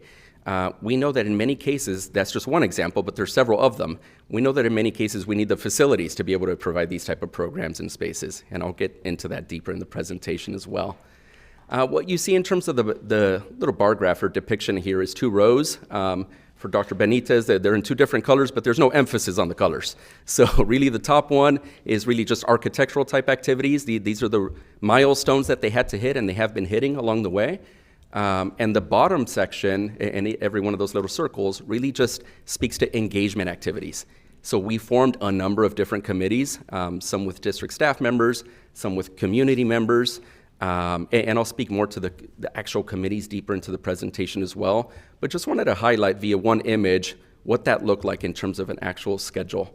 So again, really my goal for today, and in anticipation of completing a master plan and presenting that on June 22nd, is to share some information just in bite-sized chunks, right? Because it's so large in scale and in nature, figure let me start speaking to some of the highlights now, get some board feedback and questions perhaps right now as we put the final bow on the plan itself. So again, with respect to engagement, lots of committees. District Planning Committee was comprised of various stakeholders, different directors in the district, a lot of folks that are in this room. And really what we wanted was their particular expertise, right? Everybody brings forth a different specialty area knowledge in their respective field, whether it be food service, the education side of the house, or operations. We wanted to hear from everybody, right? So the overriding goal in this master plan effort was to hear from a whole lot of folks, and we did that, right? So that's what I'm attempting to highlight today. We had a stakeholder advisory committee, which included no district staff members. So this was strictly community members, students, folks who were just interested from the general community in creating and just kind of defining the composition of the committee. We made sure we were well-rounded and covered the different parts of the district boundary as well, just to make sure we had equal feedback from various different folks. Also included our furniture committee here. At some point in time, we actually tailed that off and just made that a standalone effort because of the time crunch, right? We're definitely going harder and faster in terms of the furniture plan. Mr. Moskovitz spoke to some of that with respect to the TK and K furniture that's going in this summer. But regardless, that committee really chimed in on not just the furniture components and goals, but also where we're going with respect to future capital improvements, what that particular area should look like as part of the master plan as well. Number of different folks there too, right? So we wanted to definitely hear from the educators, wanted to hear from students. We're currently hearing from students and educators via our open houses that we set up at various different school sites, and we're looking to get quite a bit more feedback before we really throw down and go with larger scale purchases for grades 1 through 12. Sustainability committee. So we also formed a facility master plan sustainability committee, including students, staff members, different stakeholders, experts in the industry, just a number of different interested parties who brought forth quite a bit of expertise and a bit of dialogue into these discussions. The sustainability committee in particular probably included way more engaging activities is what I would say. Many of those meetings were hosted via Zoom, but our meeting facilitator did a good job of just exciting the crowd, generating some interest, making sure that the conversation was not dominated by one particular group. We really got feedback from across the board across a number of different categories. We hear quite a bit about the energy component, and we heard quite a bit of that again as part of these efforts, but there was quite a bit of dialogue with respect to food waste, recycling programs, what we're doing on the operations side of the house with respect to being more green as well. And it was great conversation is what I would share. We put forth an online survey actually a couple of times, but the one that's currently out there right now, we've seen quite a bit of feedback, right? So lots of responses. We're up in the hundreds now, which we're super proud of. And then we hosted a couple of community forums. These were both in person over at Browning, held on different days of the week just to mix it up a little bit. First one was in March. The last one was just really a week and a half ago or so. A lot of participants, a lot of feedback, engaging activities as well. Really challenged folks via certain exercises to start speaking to certain project priorities, right? Where do we see, if we were to identify things into certain buckets or project categories, where do we see the point of emphasis in terms of future capital program needs, right, on the building side of the house? Definitely certain categories that were jumping off the page in terms of the interest in the room, but there was interest across every one of those. So where are we landing? Really where we hoped we would. Our target we set internally for ourselves was we wanted at least 500 touches on this facility master plan, right? Via every one of those different formats. So it could have been the survey route, the in-person meeting route, or the committee, committees that we comprised and developed. But we're north of 600, which is great. That doesn't include other touches, right? So other conversations we've had with various stakeholders, online and offline, email exchanges, phone calls, because we're talking about this master plan and trying to identify all these needs day in and day out, which has been great. So this is really the meat of our presentation, because I know you're likely wondering, what's this master plan going to look like? What are going to be the areas of emphasis? And that's what I wanted to share this afternoon in particular, right? So as we've been having the dialogue, as we've been engaging with folks, as we're talking to the architect, we've looked for common themes, whether it be from the stakeholder side, the community side of the house, our internal district feedback, some board feedback that we've heard off and on over the course of the last couple of years as well, right? And there definitely is alignment with respect to what I'll call 10 project categories. So I want to just briefly go through each one of those 10, list a few examples perhaps, and then we'll be on our way. So the first category of need that we foresee that's going to be a big part of this master plan at its completion is the need for additional school renovations. So we're doing a good job in terms of Measure E and Measure K updates. What you see pictured here is sample before and after pictures of a school modernization or HVAC project at an elementary school. We want more of that, right? So we see and foresee the need for more of these type of efforts, right? Whether it be additional HVAC improvements that make us more efficient, or just additional cosmetic type cleanups, whether it be flooring, painting, roofing type projects, things that we could do with respect to lighting, updates as well. Again, really with the theme being how do we get more efficient? How do we provide better learning environments for our students? This is one of our favorites and one that we've heard quite a bit. So a couple months back, at 3 different meetings within the same week, I heard this one brought up, right? So I think one of them was a board meeting, the other one was a parent meeting I attended with Dr. Baker, and the other one was one of our sustainability committee meetings. But this is a common theme we've heard quite a bit, right? And this can mean a number of different things for different campuses is what we're projecting. So for one, we know we have quite a few portables and bungalows still out there, right? We also know we've dipped in capacity, so some of those are likely not in use or perhaps being underutilized. As we look at healthy learning environments though, and that came up in the previous presentation, right? Play space, how do we get more green space out there for kids to really play in a sense, right? And just interact and dialogue some more. We see a good nexus there as well. So perhaps the elimination of portables and the creation of more green space. In some cases, we actually walked a site with Mr. Moskovitz recently over at Whittier. There's a few portables that are in, direct conflict with the play space out there or the limited green space that's at that particular school. The simple removal of those portables allows for better line of sight and supervision of kids as they play in that particular space. Grant you it likely has to expand a little bit as well, but again, just the simple removal of portables could help us quite a bit. At campuses where enrollment is a bit more stable, perhaps we, vision the removal of portables and the addition of a 2-story classroom building, just to save us on the footprint, create a building that's a little more, here to stay, right? Perhaps a 40, 50, 60-year building instead of portables that have long outlived their life. And then with green space, what we've talked about to date is, and this is also with respect to, issues we're having with water and the fact that, we're in a drought, correct? So in many cases, the addition of more synthetic turf, just different play spaces that don't necessarily have to be grass is something we want to entertain going forward as well. TK and K, again, Mr. Moskovitz and Cindy really covered a good chunk of what I would have highlighted here, which is great, so that this can speed up that part of the presentation. But I just wanted to speak to the facility impact in particular. So we know with TK and K, we need these classrooms not just anywhere on the campus, but on a particular part of the campus, right? So with close proximity to play space, ideally with close proximity to a front office, a good proximity and close access to a pickup and drop-off area, but also to the smaller, I guess what I would describe as toilet and restroom fixtures, right? So this is just a different grade level. It's going to be our younger kiddos. We want to make sure we are able to do so via our future facility projects. That can mean a number of different things. Perhaps it's a repurpose and conversion of existing space that we have. In some cases, perhaps it's a new building, right? A standalone building that just identifies those particular needs. Sustainability and energy, and I should have included water because that's really at the forefront of these discussions as well. So we know as a district we've done quite a bit. We've added a number of solar carports and solar shade structures to date. We've done quite a bit in terms of lighting improvements with LED lighting fixtures. We continue to do more in the way of controls and whatnot. And again, the addition of synthetic turf fields at the secondary sites to save us on the water bills. We also know there's more to do though. So what you see pictured here is a particular school site with more solar carports or shade structures is what I should have said.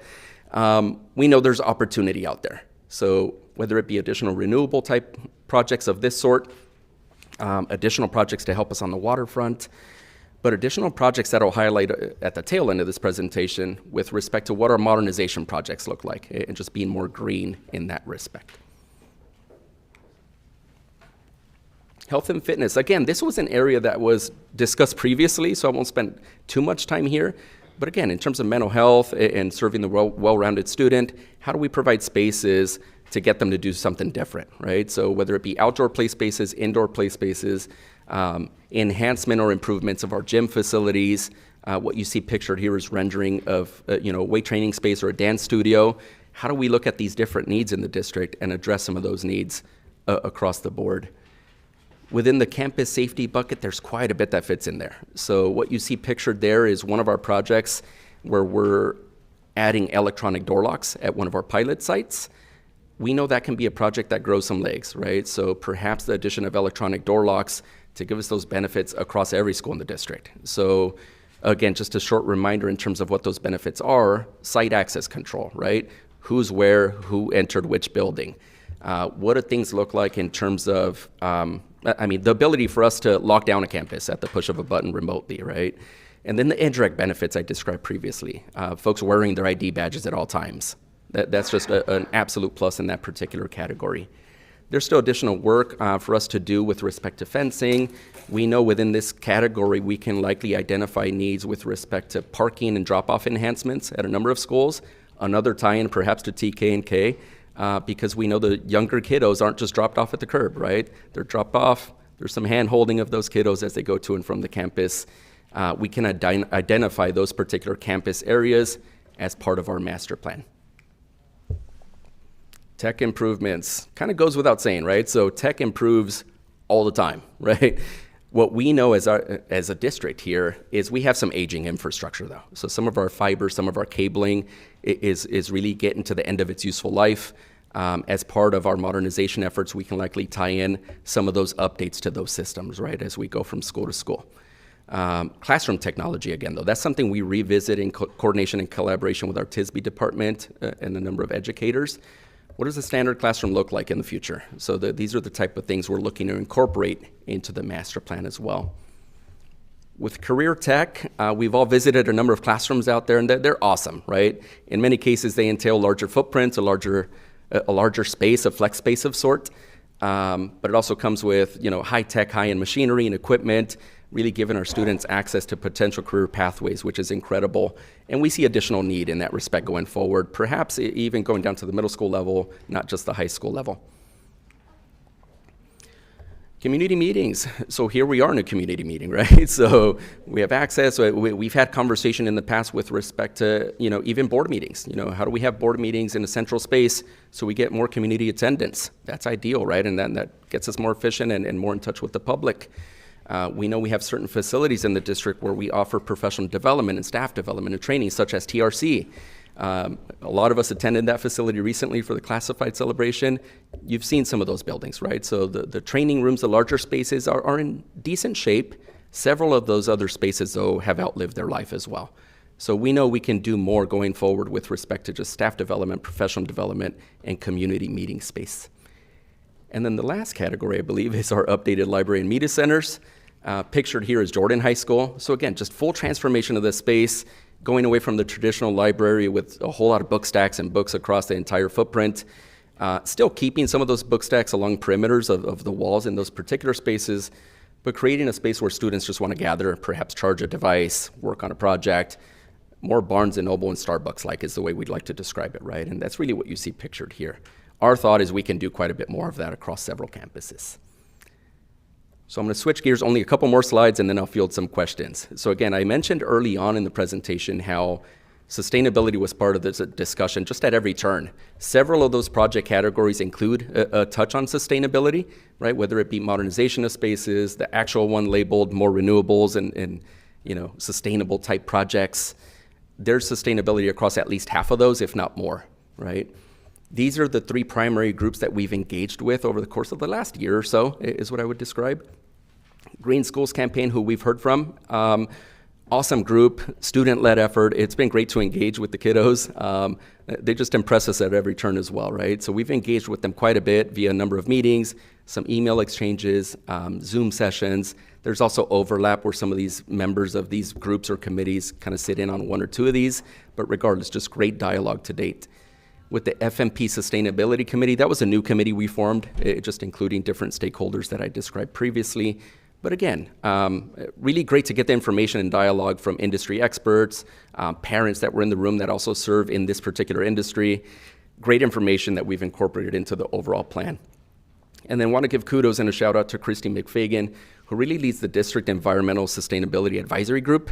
Done a good job in terms of getting that feedback year-round from educators in our district, right? So what are we doing in the way of recycling programs, operational type programs, and education programs?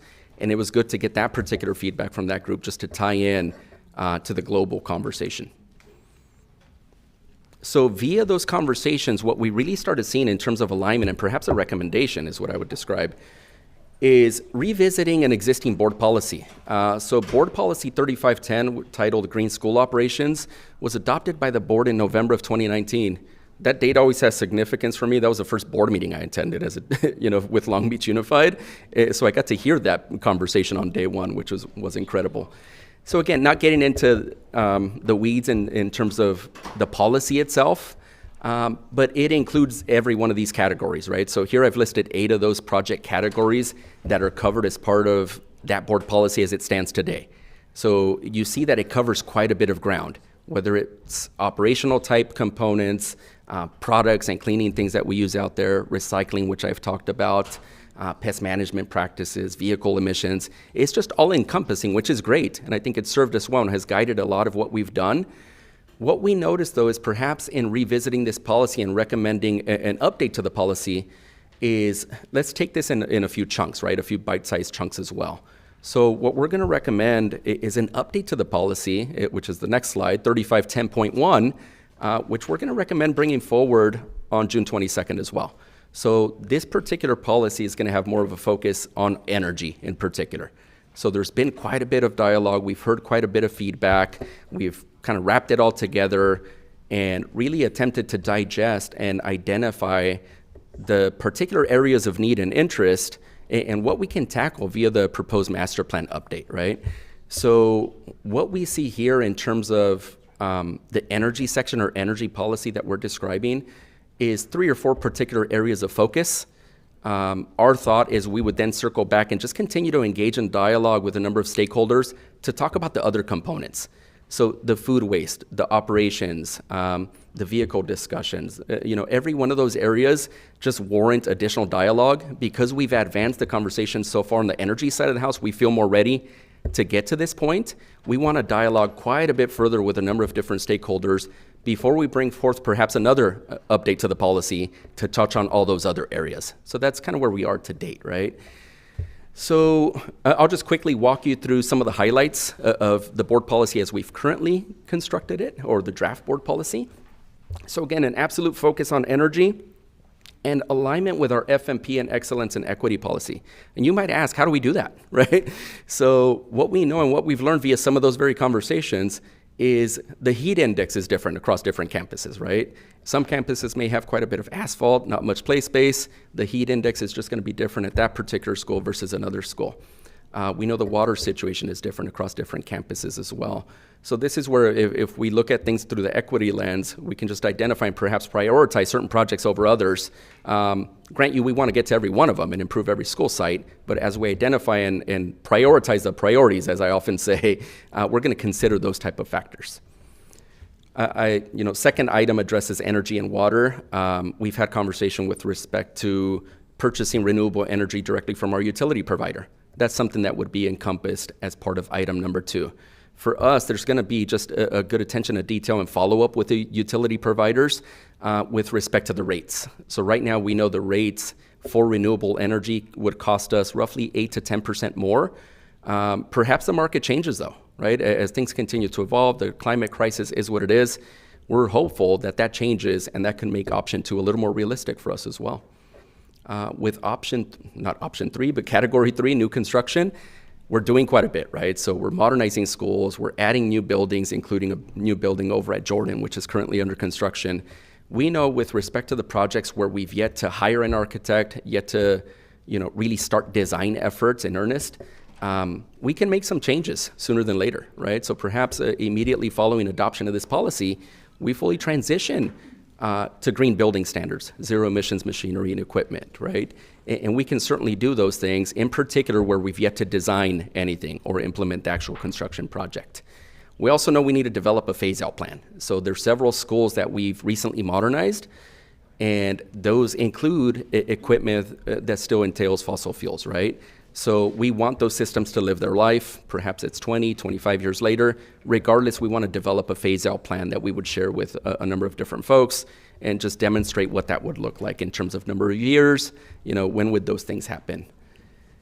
Vehicle emissions, there's a number of things we can do with relative ease, right? Just encouraging skateboarding and bike riding, right? So ensuring every one of our schools have adequate number of bike racks and skateboard racks as well, right? Perhaps signage to kind of encourage the benefits of that and the reduction of the carbon footprint when kiddos, attend school that way versus being dropped off in a vehicle.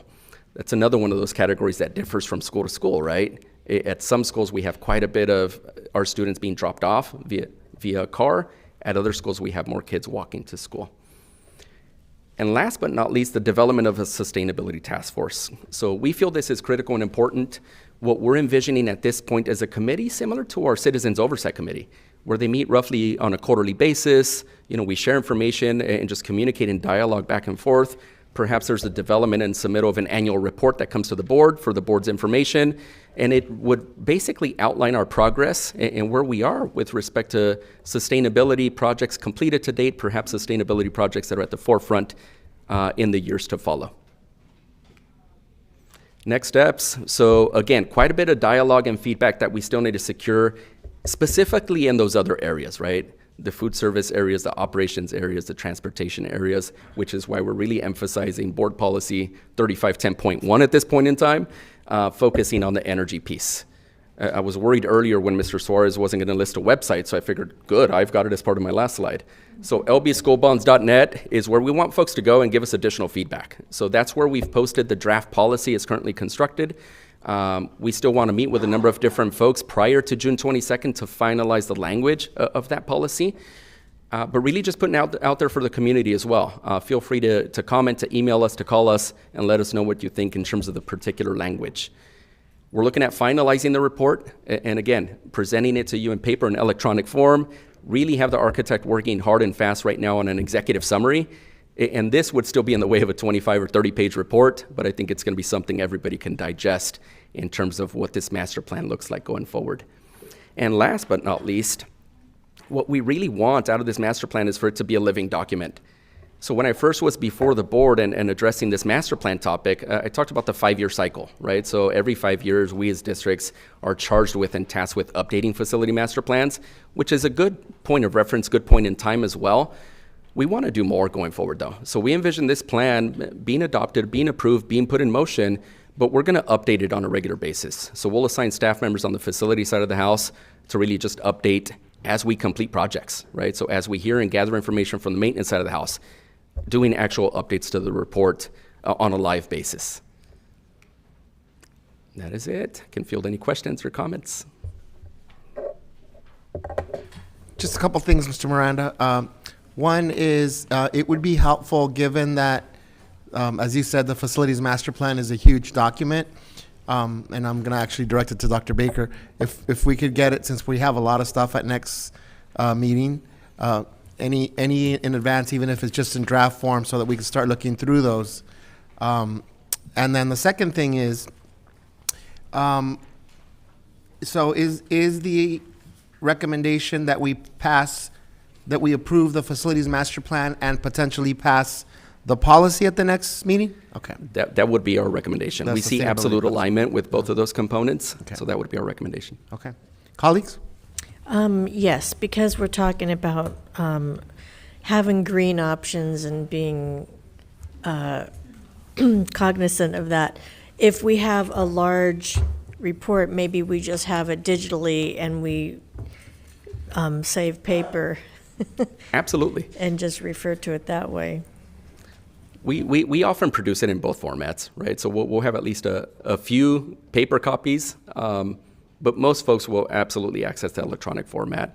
We'll have basically an index that includes basically the various different reports that feed into the master plan.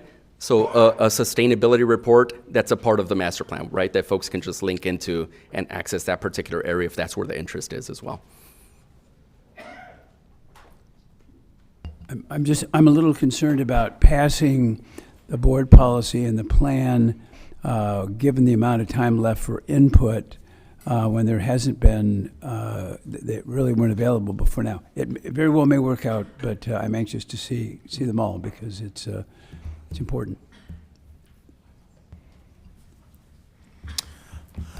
Just really quickly, I know that campus security and campus safety more in particular has become a larger topic. Has there been any additional references and or support that you've been receiving focused on the designs of campuses, designs of new facilities, and best practices on certain equipment? So that's an area where we just keep our hand close to the finger, right? Close to the pulse, right? So Alan Rising is an instrumental player in our program, and he takes part in really a large-scale statewide organization that deals with school facilities and facility priorities.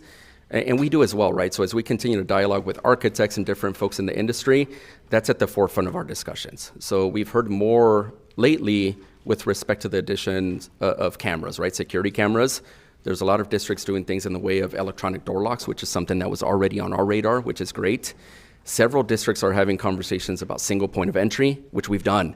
So that's outstanding for us, and just kind of kudos to the district and the board for getting us there, right?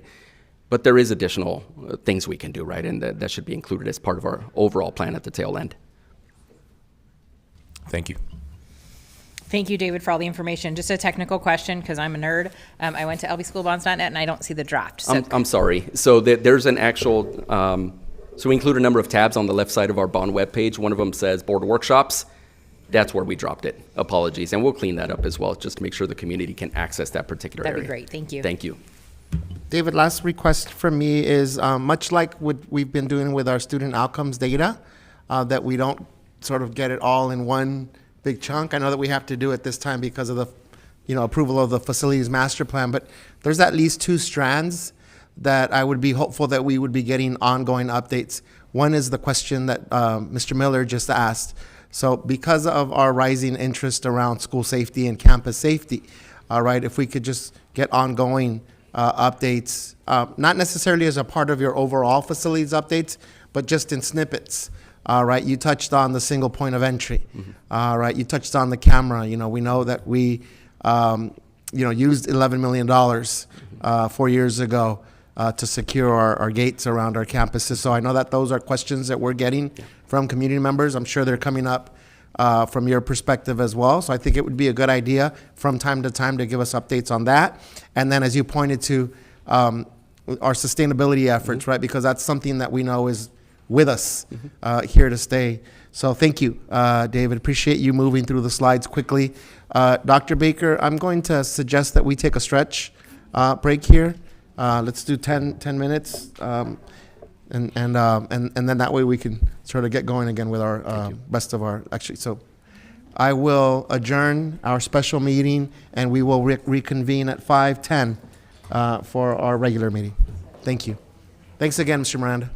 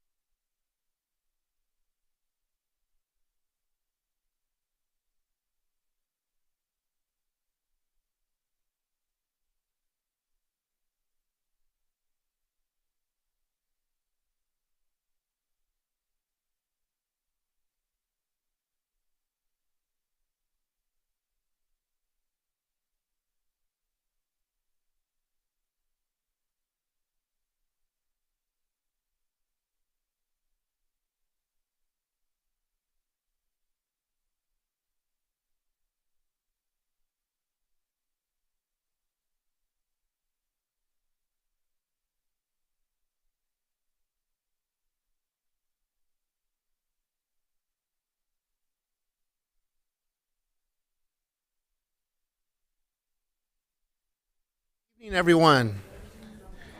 We welcome you to our Board of Education regular meeting on June 1st. We have our wonderful student school board member, Reina Ignacio, who's going to lead us in the Pledge of Allegiance tonight.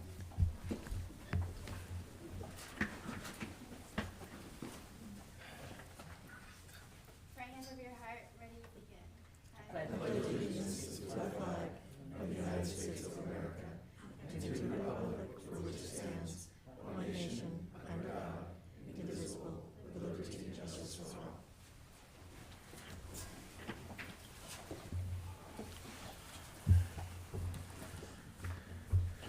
Seems like I just read this 2 hours ago, but I'll read it again. We welcome those of you who are here for the purposes of addressing the board at the proper time and in the order of their request.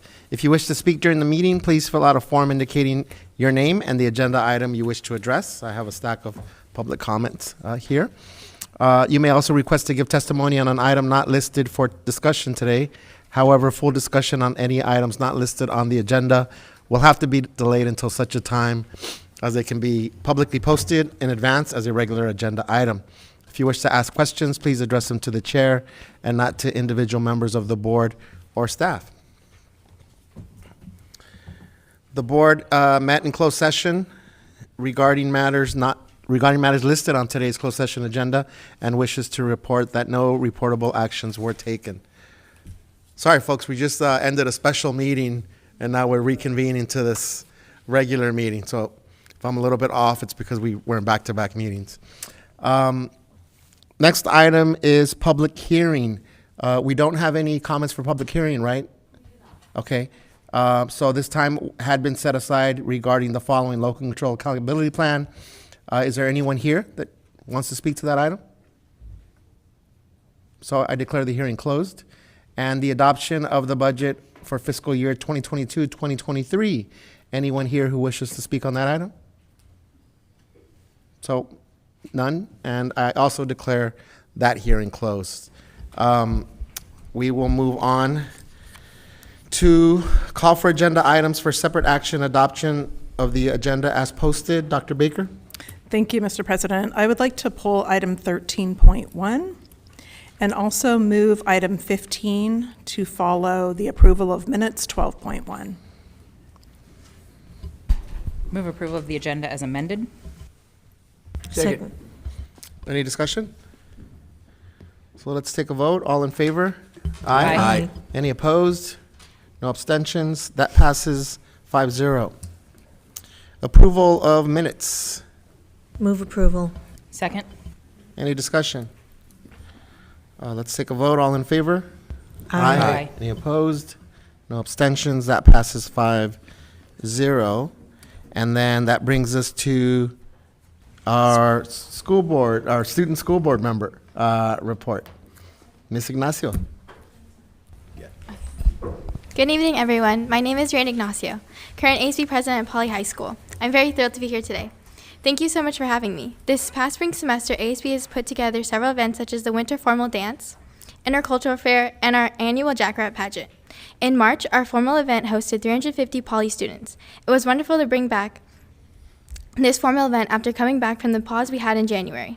After formal, we had over 70 clubs participate in our Intercultural Fair, a school-wide carnival-like event where our campus comes together to honor each other's cultures through food, drinks, entertainment, and games. This past April, we held our 27th annual Jackrabbit Pageant, a talent show that showcases our seniors. Head coordinators Soraya Sum, Darren Tan, and Milana Ross were able to pull off a fantastic show with 12 contestants. Winners Ben Farfan and Inanna Kanza knocked our judges' socks off with their talents, a whimsical circus act, and a beautiful violin piece. We were also able to bring back Poly North after 2 years. For those who have not heard of Poly North, it is a humans relation camp in Big Bear Lake where kids are able to connect with others through educational seminar groups. This weekend on the mountain breaks down the barriers of high school misconceptions, allowing students to interact with new people. Many are able to explore the unique qualities we each share as human beings. This year, we had 2 successful camps, marking the 47th year of our Poly North program. We ended April with one of ASB's biggest fundraisers, our book fair at the Long Beach Town Center, Barnes & Noble, where our ASB hosted crafts for kids and open mic dominated by our Poly Drama department and showed off our Poly Pride. Over that weekend, we were able to raise over $1,600. This past May, we have celebrated AAPI Month through our Wellness Week in collaboration with KGA, Kamai Girls in Action, our Meds Pathway program, the Re-Rise organization, and the Arts Council for Long Beach. In addition, yesterday, as we finished off AAPI Month, our Poly Kaibigan Club performed a Filipino cultural dance called Tinikling on the rally stage during lunch. Last week, ASB and our co-commissioners of athletics, Haley Pickens and Mikhail Jackson, planned our all-sports signing day where we had 41 athletes sign their full-ride scholarships to a 4-year institution. This was one of our largest groups of athletes since 2019. Athletes committed to several colleges around the country. In addition, our auditorium was filled with many families, friends, and even the 562.org as they came to support and celebrate our students. Last week was quite busy for our seniors on campus, as we also had our senior decision day. Last Friday, 350 students attended the celebration completely for free, which was planned and hosted by our USC college advisors, Miss Casey and Miss Alondra from the College and Career Center. On Friday, seniors celebrated with food, music, games, and even a celebrity guest, Manny Montana, a Jordan Panther alum, shout out to J-Town from the hit show Good Girls. As we finish off the school year, Poly ASB is prepared to continue showering our seniors with lots of love and celebration. This upcoming Saturday is our prom, hosted by our senior senate. The theme is When the Stars Align. Our Senate has been working very hard to prepare this final dance for our seniors. And as someone who has been in ASB all throughout high school, I'm very excited to finally have an event where I don't have to work. Right.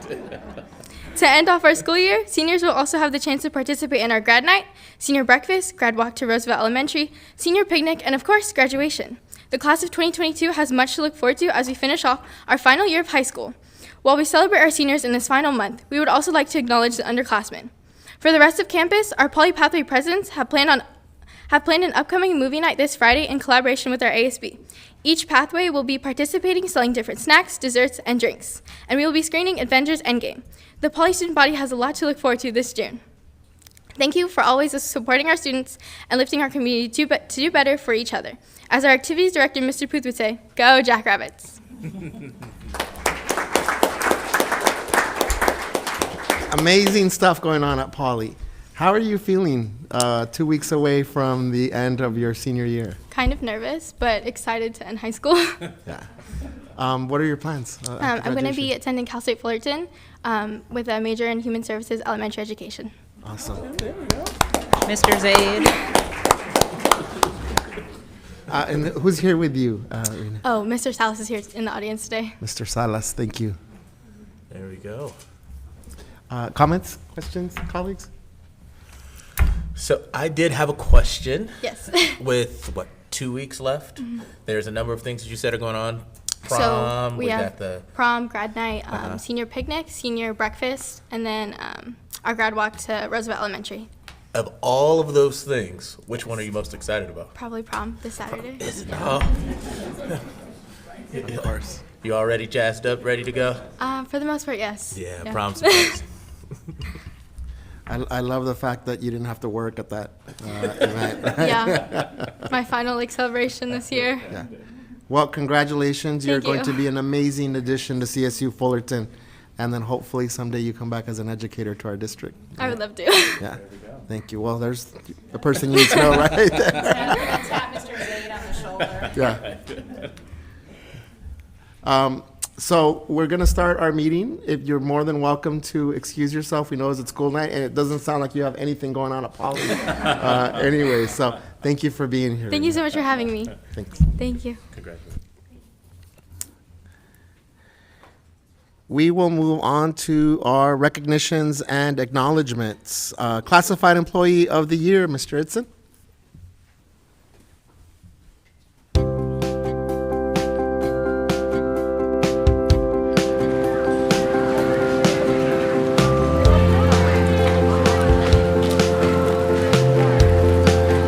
Well, today we're celebrating being classified employees. The classified employees are the other part of our team that helps to educate students every day.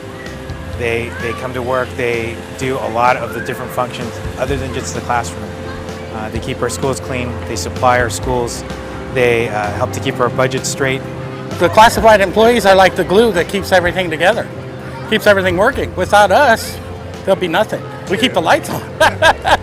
As you can see, we've got long lines of people coming, hot dogs, hamburgers. We've got vendors here that are supply and support the school district in terms of services and benefits.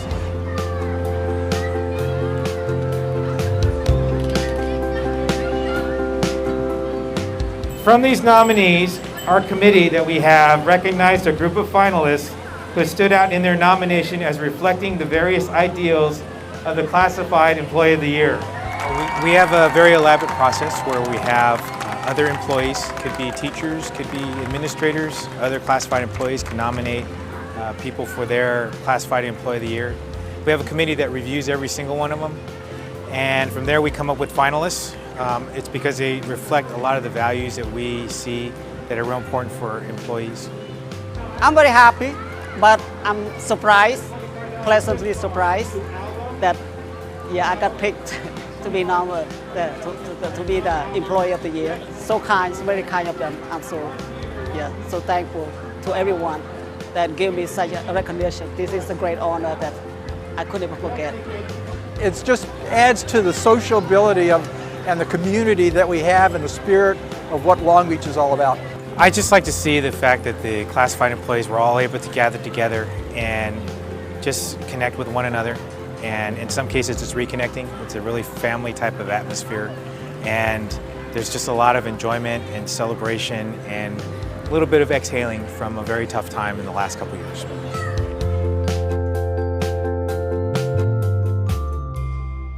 Congratulations. Once again to Mr. Grover, Cam, and all of the finalists as our classified employees. That was a fun event a couple Fridays ago. Mr. Cato. Good evening, President Benitez, members of the Board of Education, Superintendent Baker, and members of executive staff. We had a celebration of classified heroes on May 20th at the 21st Classified Employee Celebration. This year we had 517 employees attend the event, and we had numerous volunteers and donations from contributors around the community, which include many people in this room. On behalf of the committee who organized this event, I want to thank all of you and those Long Beach businesses and organizations for everyone's participation, because we really couldn't do this event without you. I wanted to give a moment to recognize our personnel commissioners who also wanted to be here to support the Classified Employee of the Year. Vice Chairperson Cheryl Bender, and Member Terry Ulashevsky. 3 dimensions are used in determining the Employee of the Year. They are how much the employee supports the educational mission of the district by contributing to the classroom support and or business operations of the district, that the employee demonstrates a commitment to being a team player and a positive role model for others, and that the employee goes above and beyond in his or her performance. This year, we received 34 nominations for 17 employees for this award, and we have 6 finalists. There is a committee of employees who were on the selection committee, and we carefully review every single nomination. So including myself, there are Chris Aptichew from the Public Information Office, Janelle Harmon from HRS, Michelle Francis from CASA, and Viola Mae Bledsoe from CSCA. I'd like to mention that there were 5 finalists who stood out among the nominees, and they also made it through, and it's a very important group. Gregory Broadway, Plant Supervisor 2 at the Marshall Academy for the Arts. Marcel Hodges, Nutrition Services Worker at Cabrillo High School. Elizabeth Maglasang, Instructional Aid Special at Edison Elementary. Toma McGuire, Recreation Aid at Holmes Elementary. This is our first recreation aid that we've ever nominated. And Norma Pacheco, Campus Staff Assistant at Cabrillo High School. Our winner is a custodian who is described by coworkers as being an inspirational member of the Jefferson Leadership Academy's family. While Mr. Kemp takes his job of cleaning the site very seriously, he also has a caring attitude towards the employees and visitors to the site. He was that smiling face that they count on to make every day brighter.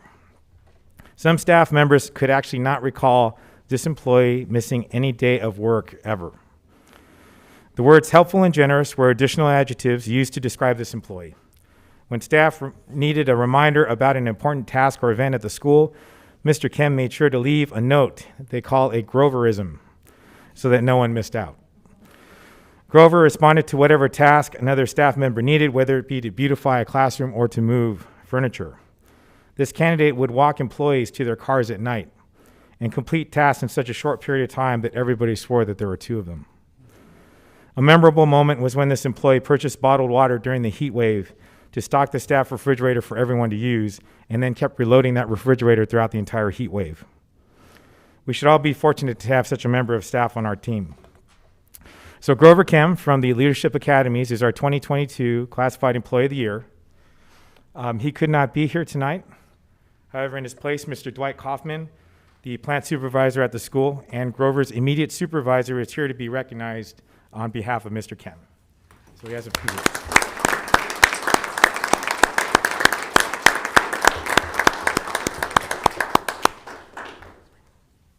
So Grover is the Energizer Bunny.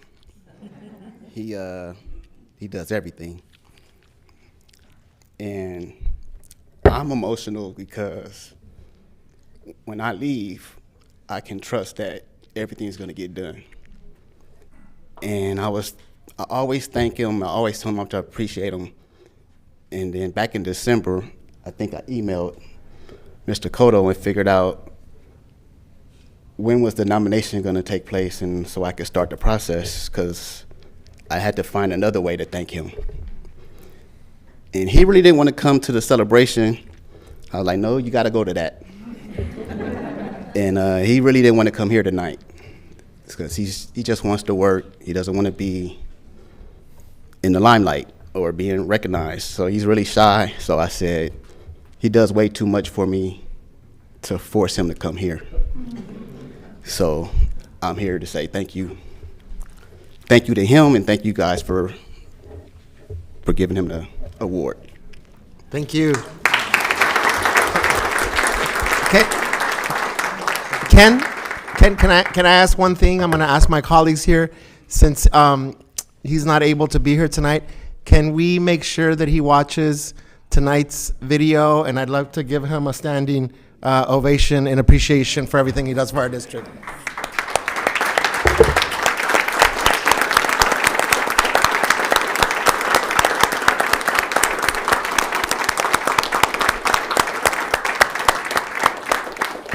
Thank you. Thank you.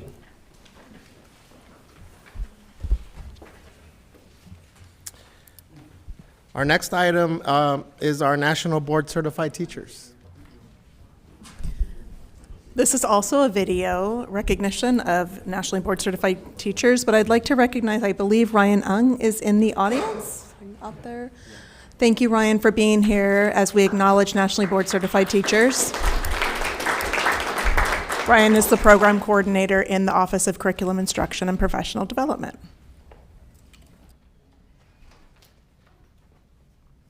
We don't have a video this evening.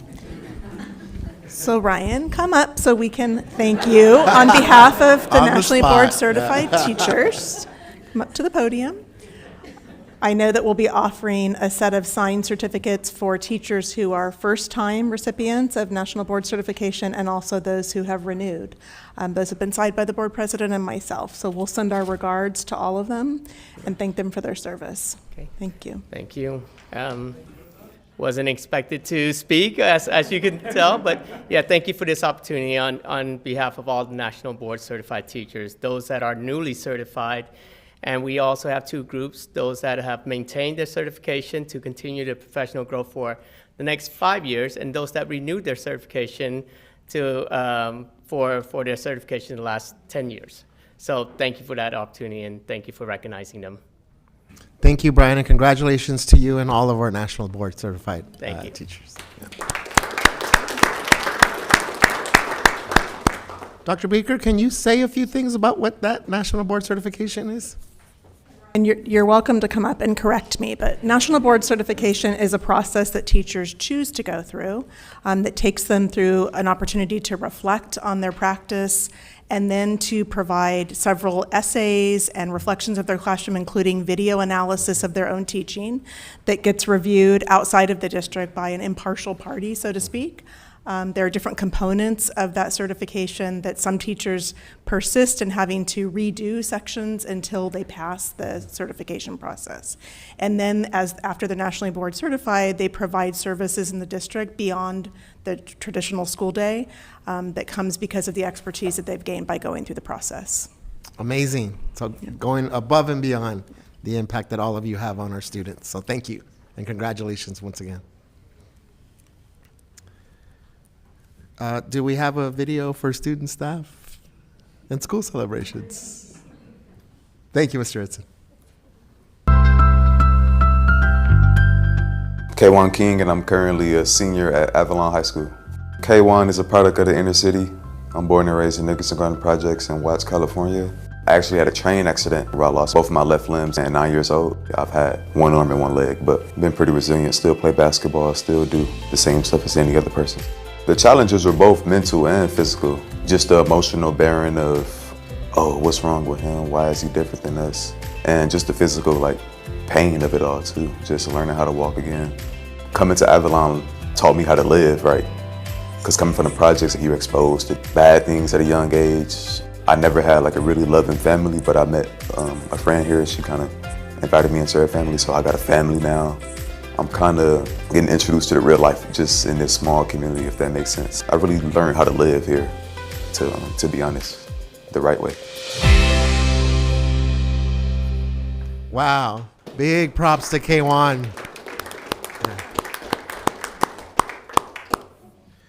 Okay, you more than made up for yourself on that one, Mr. Edson.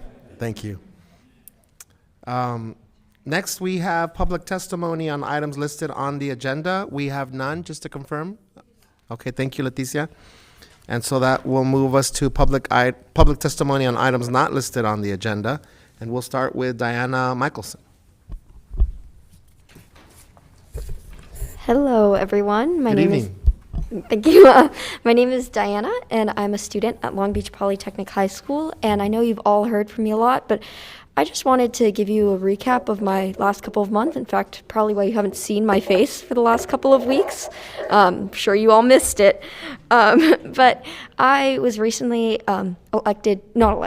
chosen to be part of the Long Beach Youth CAP program, which is essentially run through the Long Beach Sustainability Office. It's a 10-week program where I've essentially had the opportunity to work in restoration projects, tree plantings, you name it. But what I've learned, what was most interesting about this program was last week we actually had a tour of Long Beach, and I kind of went into it thinking, I've lived here for like 10 years. What are we doing?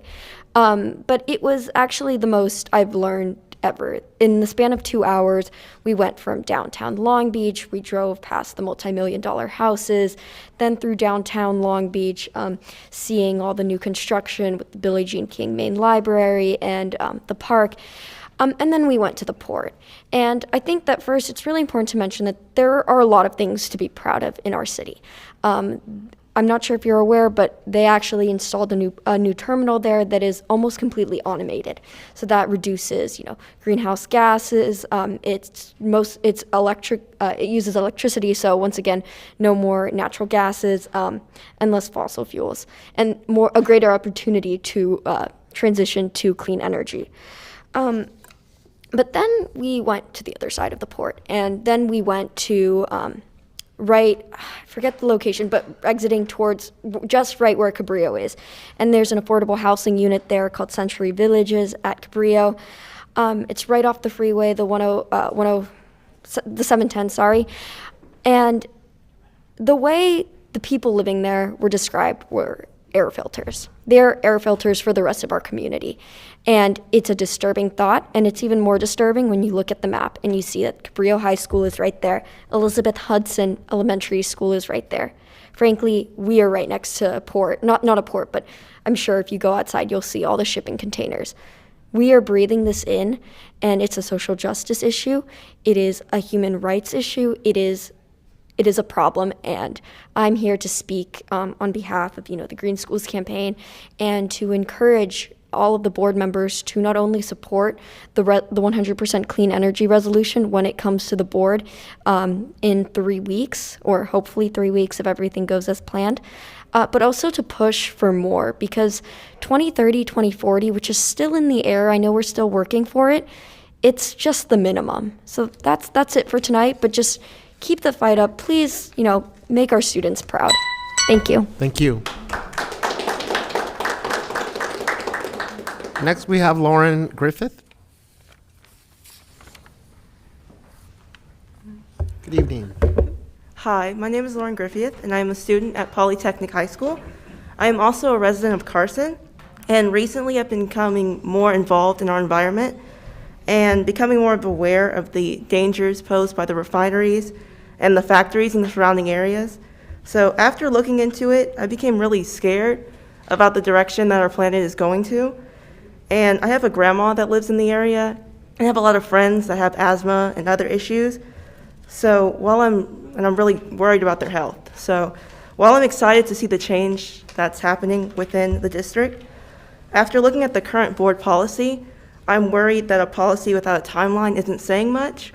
So a timeline needs to be put in place. At the latest, we need 100% clean energy by 2030 and 100% clean electricity by 2030 and 100% clean energy in all sectors by 2040. So we will continue to work with the facilities department, and I'm excited that I have the opportunity to speak and have a voice.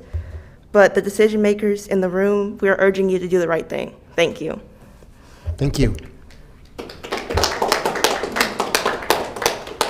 Lily Palmer.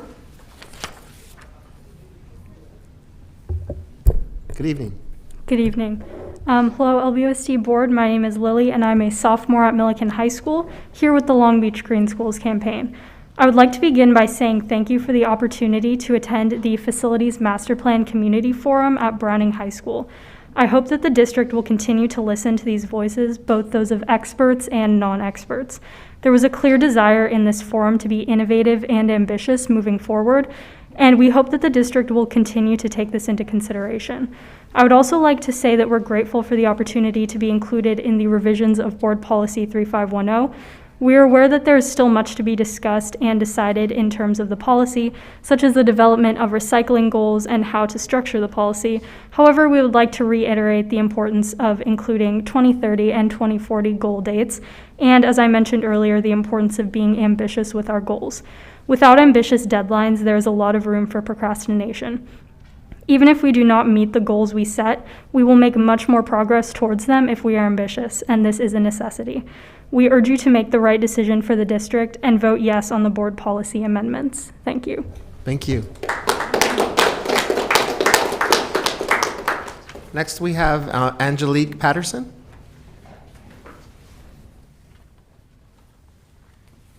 Good evening. Good evening. Now back to celebrations. Good evening, Superintendent Baker, executive staff, and members of the board. My name is Angie Patterson. I'm president of LBSLA, and it's my pleasure to introduce our first teacher librarian of the year, Donna Sharp. Donna Sharp became the Avalon teacher librarian in 2002 after working as a substitute teacher for several years. She commuted from Catalina Island on weekends and during the summer to complete her coursework for the Teacher Librarian Services credential. Avalon School is the only K-12 school in LBUSD, so her regular responsibilities involved everything from reading stories to kindergartners to helping high school students research term papers and fill out college applications. Because Avalon K-12 is a small school, Donna wears many hats. In addition to maintaining a robust library program for all students, the Avalon teacher librarian position evolved to include responsibility on on-site technology installation and troubleshooting, at which Donna excelled. For several years, her assignment included creating the master's schedule annually and scheduling 7th through 12th grade students into their classes, as well as running the quarter and semester grade reports. In recent years, she's been assigned to teach the class that produces the annual school yearbook. She's volunteered for additional activities for the benefit of students, such as being the Avalon coordinator for the Building Bridges Camp, which enables island students to spend a weekend with students from other schools, other cultures, and other perspectives. She also raised money for the school library by recruiting staff and friends to help her operate stations for the annual Catalina Marathon. In 2011, Donna successfully completed the rigorous program of becoming a national board certified teacher and has acted as a mentor to many staff members and new teachers. Donna has been a coordinator for multiple successful cycles of Avalon's WASC accreditation. One of her most recent supporting roles has been as the TALB site rep. She advocates for teachers, relays information, questions, and concerns, and goes above and beyond the support of her staff members. Donna will be greatly missed, but we are extremely happy for her and her new adventures. Thank you. Thank you, Ms. Patterson. So, Dr. Baker, I wasn't aware that we had a Teacher Librarian of the Year award. Do you want to come back up, Ms. Patterson? Okay, so we're all new to our positions at LBSLA, and we kind of dropped the ball on getting it in celebrations. So we're just putting it in public comment so we can at least get a recognition for our 2 teacher librarians. Our next one will be honored as well. Well, we appreciate you coming, and we'll make sure to note that. And next year, we'll make sure we get here on time. Thank you, Ms. Patterson. Okay, thank you. Next, we have Glenda Culbertson. So this is also Teacher Librarian of the Year? Yes, Okay, I am. Excellent. Yes, she is. Good evening, school board members, President Benitez, Superintendent Baker, and executive staff. My name is Glenda Culbertson, and I'm here to speak about Susan McRoberts, our Teacher Librarian of the Year. Susan taught at elementary, K-8, and middle school libraries, 13 in all, and formed memories that stayed with her forever. At International, now Oropeza Elementary, Susan was the first librarian at the school. The bungalows housed the office, classes, and the library. Her first computer arrived at the school. She set a precedent for future librarians at International while working at 3 schools and pregnant during the year. At Gant, Susan was under a library table, hanging onto a leg as the old lights were swaying back and forth, and she thought the school was going to collapse on her. It was the Whittier earthquake, magnitude 5.9, the biggest one she ever felt. Hudson was her first K-8 library, and the most wonderful Renaissance fair with music, costumes, crafts, food, and jousting. Bryant had the most integrated playground she had ever seen. She attributed that to the fact the neighborhood was integrated. It was a small, sweet school. The immersion program at Patrick Henry blew her away. By 5th grade, the students were fluent in Spanish, and the teachers were amazing, and they still are. Susan was later assigned to Hamilton, which was filled with murals, tapestries, chess tables, and stained glass windows, left behind by our retired librarian and local artist, Helen Cox. She loved the room and is still there. She loves the room and she is still there. After a few years of being full-time at Hamilton, Susan was at Bancroft this year, working 50-50 with Hamilton. Bancroft is being upgraded, so the experience of boxing up and discarding books all year long will keep her strong. The end of her career at LBUSD is timely with the temporary closing of Bancroft's library. We will miss Susan and her presence at our district staff meetings, California School Library Association, our Long Beach School Library Association, conferences, workshops, and Hamilton's golf tournament in the spring. We can't wait to see her rejuvenated in a few months, reading, playing tennis, playing golf, and hopefully joining our substitute teacher staff. We're certain she will continue to be proactive about issues regarding school libraries. Congratulations to Susan on achieving Teacher Librarian of the Year. We wish her the very best. Thank you, Ms. Culbertson. And congratulations to Susan. That's awesome.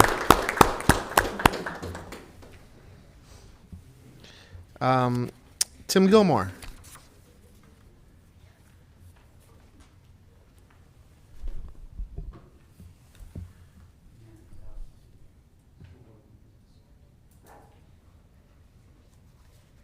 Good evening.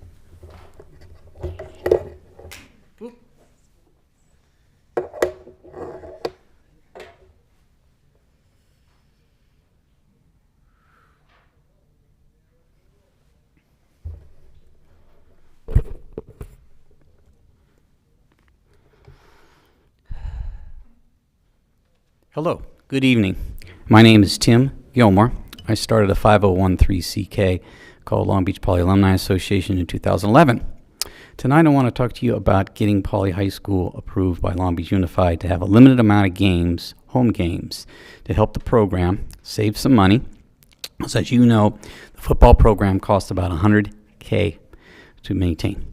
The 2 documents that I have, The first one that you received is a document that I put down for the research that I produced with DSA. And I talked to Mr. Carlos Avello just recently, the project manager. And there was a misunderstanding about the parking for the athletic facility a while back. And he explained to me that it could be done, and it was a misunderstanding with his department. But it's very important that you understand that we can do it. We can do it as long as we have ADA access and such. Then I talked to Southern Bleachers, which is the second document, David McCullen, who said that he could basically put a $5,000 seating capacity there, and it would cost about $5 million and take probably about 2 years. So it'd take a little bit of a time. Again, I talked to Chief Wally Habish at a literacy fair, and he told me that Poly Games would be safe. It would be okay to have games there. So in conclusion, I'd like to get this done for our students, and I'd like to keep the politics away from it. And I know this has community support because Poly's been around a long time. For Keith Lilly, alumni 1972, says he's definitely behind it. And so, Mr. President, I would like to see if, one, we could possibly put this on the agenda sometime in the near future. And the other thing is I'd like to see if we could stop blaming Poly football coaches for bringing this to my attention. I have 2 days left. I want to thank those who have been praying for me. 2 days left of my radiation, and I'm very happy to hopefully get back and do more talking here. God is good, and I'm very happy about that. And I want to pray for those students or for those people in Ukraine because they're going through a lot of difficult time. So I want to thank you all. Thank you. Thank you. So I want to thank everyone that came out to provide public comment today. We appreciate hearing from you. And we will move on to our business items. We'll start with our certificated personnel report. Mr. Miller. Thank you, Dr. Benitez. I present the following proposed actions prepared by the Assistant Superintendent of Human Resource Services, approved and recommended by the Superintendent. We'll start with certificated personnel. For appointments, we have 19. In service changes, we have 1. Leaves of absence, we have 14. Release of long-term substitute employees, we have 42. Resignations, we have 4. Retirements, we have 15. And rescissions, we have 1. That's for certificated personnel. Move approval. Second. Any discussion? Yes, I would just like to mention that one of the things I miss from not having our regular meetings is the recognition of our retirees. And right now, one of the retirements that we're accepting is for a teacher at Milliken who's been there for over 30 years. I know it says 32 years, but she started in 1988, and it's now 2022. I'm not real good at math, but I think that's more than 32. Anyhow, yeah, maybe, and that doesn't matter. But what I wanted to say is Mary Massage, who's at Milliken, has been a fabulous teacher, and I am just sorry that we're not able to recognize her in a more meaningful way than just having her name on a list, because her contributions to, Milliken and the school district have been just impressive. So it's teachers like that. I wish we were able to return to our regular way of recognizing, and hopefully we'll be able to do that soon. Thank you, Board Member Craighead. Any further discussion? Yeah, I would also note that among the retirees that we have this year, there are 7 that have over 30 years of service. There are 4 that have over 20 years of service, and there are 3 that have over 10 years of service, and that's a lot of service. If I could have figured it out on my cell phone, I would have added that up, but I didn't. 387 years, Mr. Otto. I'm just playing. Were you a math major? I'm just playing. You don't look like a math major. But the point is well taken. It's an enormous amount of service to the district. It's quite frankly several lifetimes, and the lifetimes of all of these people who were dedicated teachers for the city of Long Beach, for the Long Beach Unified School District, and we need to recognize that service, and we are doing so tonight. I too wish that as things settle down now with hopefully the pandemic getting under control, we can appreciate that we're all a family here and that these are very important members of our family. Agreed. Thank you for that, both colleagues. Any additional discussion? Okay, let's take our vote. All in favor? Aye. Aye. Any opposed? No abstentions? That passes 5-0. And I'm doing the math over here, Mr. Otto. I'm going to do it manually. You want Next, to take a break so you can do it? we have our classified personnel report. Mr. Miller. Once again, I present the following proposed actions prepared by the Assistant Superintendent of Human Resource Services, approved and recommended by the Superintendent. For classified and exempt personnel, for appointments, we have 89. Leaves of absence, we have 9. Resignations, we have 7. Retirements, we have 7. Amendments, we have 1. And rescissions, we have 1. That's classified and exempt personnel. Second. Any discussion? Let's take our vote. All in favor? Aye. Any opposed? No abstentions? That passes 5-0. Instruction report. Move approval. Any discussion? Let's take our vote. All in favor? Aye. Aye. Any opposed? No abstentions? That passes 5-0. Finance report A. Move approval. Second. Any discussion? Let's take our vote. All in favor? Aye. Any opposed? No abstentions? That passes 5-0. Finance report B. Second. Discussion? Yes, Mr. Chair, I recuse myself from participation in Finance Report B on the consent calendar. I have a potential financial interest under Government Code 1091 and 87100. My husband works for a subcontractor who has done work for the payees. Any further discussion? Let's take our vote. All in favor? Aye. Aye. Any opposed? That passes 4-0 with 1 abstention. Business Department report. Move approval. Second. Any discussion? Mr. Otto? Point of order, did we, agenda item 18.3, did we vote on that instruction report? Yes, sir. And we are now on Business Department report. And we had a motion and a second. So any discussion? I was correct, right, Leticia? Yes. Okay, thank you. Yes, we did. Okay. Okay, so let's take our vote for we're on item 18.6. All in favor? Aye. Aye. Any opposed? No abstentions. That passes 5-0. So that moves us to item 18.7, Purchasing and Contracts Report A. Second. Any discussion? I would just like to thank an organization called The Give, John Mallinger Charitable Foundation, for donating $50,000. That was quite a sizable donation, so thank you. Any further discussion? Let's take our vote. All in favor? Aye. Any opposed?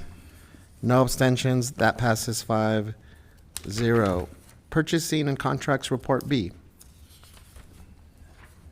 Move approval. Did we do A? We just did. Wait, that was Oh, A. sorry. Oh, my gosh. I'm feeling the same way, Board Member boy. Crackhead. Should we start from the beginning, 18.1, and do it all over again? No. So we need a motion, colleagues? So moved. Second. Any discussion? Yes, Mr. Chair, I recuse myself from participation in Purchasing and Contract Report B on the consent calendar. I have a potential financial interest under Government Code 1091 and 87100. My husband works for a subcontractor who has done work for the awardee. Any further discussion? We need some waters and some snacks up here ASAP. Let's do a lap. Let's do a lap around the room. Move approval. No, I'm doing good. We have a motion and a second. We'll take our vote. All in favor? Aye. Aye. No opposed. One abstention. That passes 4-0. One abstention. Let's do this, Dr. Baker. Superintendent items. Let's see if I can do this. All right. I am making a recommendation about 3 student expulsions. Unfortunately, tonight I'll take them one at a time. The first is student number 794. This student would be expelled under Education Code 48900M and would not be eligible to apply for readmission until after January 2023. However, Student Placement Services has made the recommendation the student be expelled with a consideration for a suspended expulsion with an opportunity to attend another school within Long Beach Unified. Thank you, Dr. Baker. Do we have a motion? So moved. Second. Any discussion? Let's take our vote. All in favor? Aye. Aye. Any opposed? No abstentions. That passes 5-0. The second student is student 624. This student would be expelled under Education Code 48900M and would not be eligible to apply for readmission until after January 2023. Move approval. Second. Any discussion? Let's take our vote. All in favor? Aye. Aye. Any opposed? No abstentions. That passes 5-0. And lastly, student 691. This student would be expelled under Education Code 48900.7 and would not be eligible to apply for readmission until after January 2023. Move approval. Second. Discussion? Let's take our vote. All in favor? Aye. Any opposed? No abstentions. That also passes 5-0. Next item is administrative assignments. Some good news. Thank you. Yeah, switching to good news, tonight continues the assignment for many of our vacancies at our schools for administrative positions, as well as a few central office positions. And so in the last meeting, when we did the lion's share of our recommendations, I shared some information publicly about the process that we go through, which is a months-long process to determine the best placement for our administrators into those assignments. We take into consideration a number of things: schools and the schools that represent the greatest needs, as well as the assignment and the match between the leaders who are either being reassigned or being promoted into those assignments. We also think about the continuous improvement of the school and thinking about student needs at that school and the match of the administrator. We have priority placement. You'll see many of the candidates before you tonight have gone through our equity leadership and talent development programming, and that's a priority for us, that we prepare our leaders to go into the assignments, whether they're first promoting to an assistant principalship or promoting from a management position into the principalship. And then all of our candidates have demonstrated effectiveness as a teacher or counselor in LBUSD before they are promoted. Lastly, as you can imagine, there's a connection to our excellence and equity policy. And so our training and all of the ways that we think about promotion or movement into positions includes acknowledgement of leaders who will lead for both excellence and equity. So tonight, I'm going to be passing first to Dr. Lund to announce the middle and K-8 schools recommendations. Good evening. We're going to build on the celebrations that we've had tonight already for Avalon. We've had obviously a student celebration as well as our teacher librarian celebration at Avalon. So this is more good news as it relates to our K-12 school on Avalon. So first, in regard to our principal vacancy at Avalon, we are promoting Emma Peguero from our program specialist position to our principal position. Just some brief information for the public about Emma. Emma was a student at Avalon, a teacher at Avalon, and is now the program specialist at Avalon. So we're very excited to take one of our own students and promote her up into the principal position at Avalon K-12 school. The second position also involves Avalon, and it's the counselor position. We have a counselor who's been there for the past year. We're going to move him into the head counselor role at Avalon. That is Jesse Quinteros Nunez, who, like I said, has spent this past year in a counselor position and will move into a head counselor position with your approval. And I'll pass it over to Dr. J. Camarino for our high school. Thank you, Dr. Lund. Good evening, everyone. Proud to mention some of the names that are be moving from positions to assistant principal. We have Melissa Galbraith moving to Jordan High School, Andrea Itzen from Renaissance to assistant principal at Poly, Keith Roberson, who is a TOSA in our SSI program in the high school office, to assistant principal at Wilson. Nancy Freihut would be head counselor at Cabrillo, and Steve Duanes will be the head counselor at Jordan High School.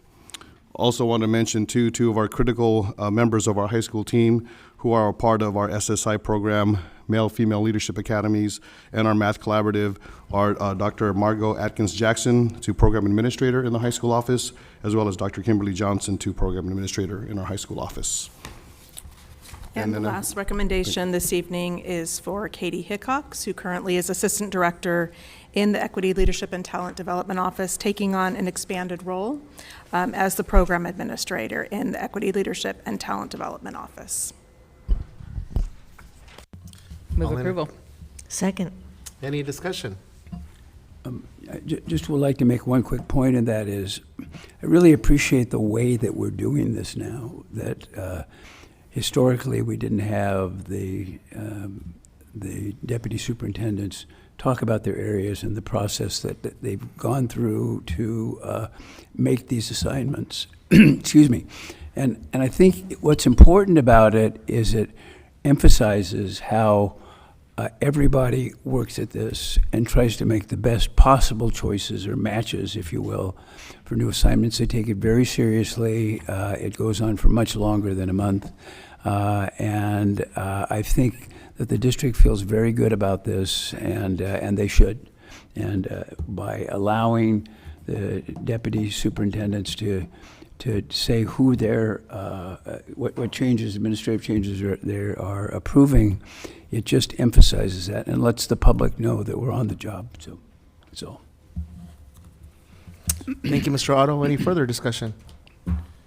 Well, if we pass this, big shout out to the community of Avalon for that. Yeah. Yep. So I will call for the vote. All in favor? Aye. Aye. Any opposed? No abstentions. That passes 5-0. Congratulations to everyone. That takes us to our unfinished business. We have none. New business, we'll start with item 21.1, compensation for our certificated substitute employees. Move approval. Second. Any discussion? Basically, we're given a raise, Mr. Zaid? Nope.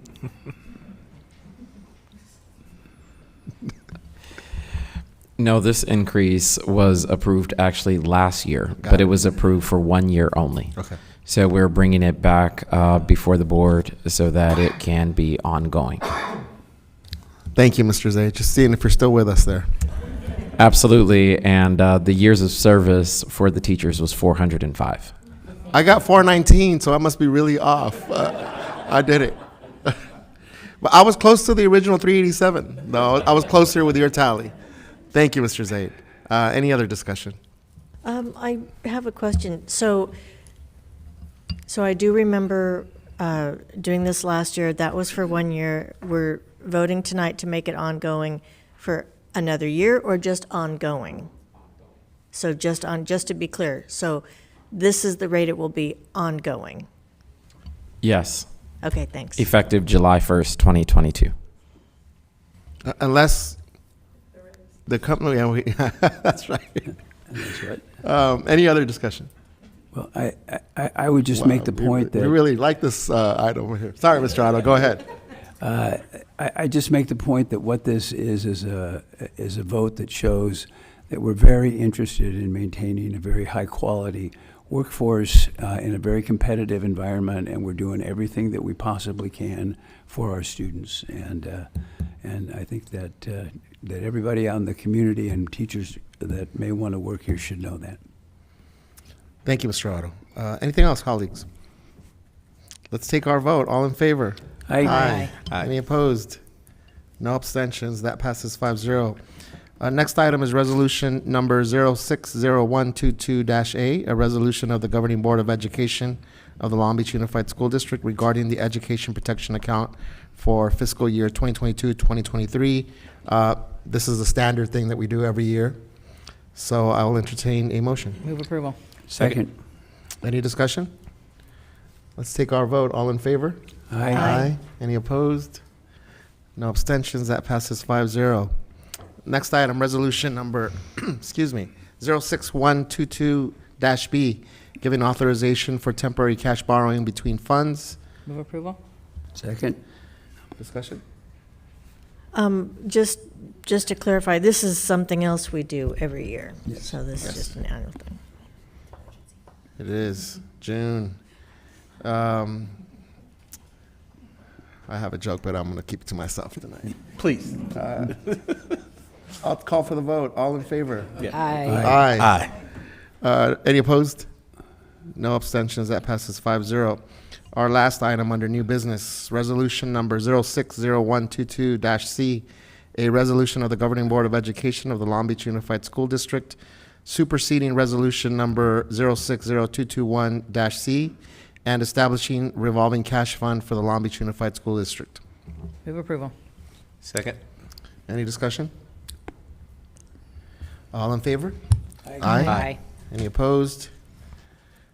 No abstentions. That passes 5-0. Report of board members. Why don't you start us off, Ms. Kerr? All right, I'll be quick. Happy Pride Month, everyone. So, happy Pride. I was at Hamilton last week opening our 5th fitness center in the district with the partnership of UCLA Health Sound Body, Sound Mind Fitness Center.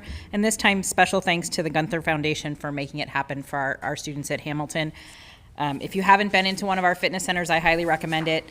Between the rowing machines, the hand rowing machines, the manipulatives, the bikes, the stair, like they have nicer equipment than the gym that I go to. And I know the teachers are excited to use it within the curriculum, and the support that is given through the partnership with UCLA Health is pretty incredible. So congratulations to all of those at Hamilton. Thank you, Ms. Kerr. Mr. Otto. I too will be brief. Last week, or maybe it was the week before that, I went to Monterey County to Asilomar for a 3-day, very intense professional development program by the Council of Great City Schools for board development. And it was an excellent program. It lasted from about 7:30 in the morning till about 8 o'clock at night, but there was a lot. It involved board members from everywhere from Anchorage, Alaska to Atlanta, Georgia. There were probably about 70 board members there, and just meeting with other board members was instructive in and of itself. Most interesting to me was that the entire San Francisco Board of Education was there. And the footnote to that is 3 of those are appointed people because 3 of them have just been recalled.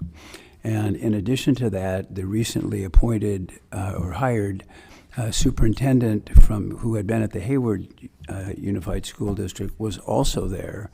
And it was interesting to talk to them about what had been going on up there and what they intended to do in the future. I am particularly interested because I have a daughter with a 5-year-old that's starting kindergarten in the San Francisco Unified School District, in the fall.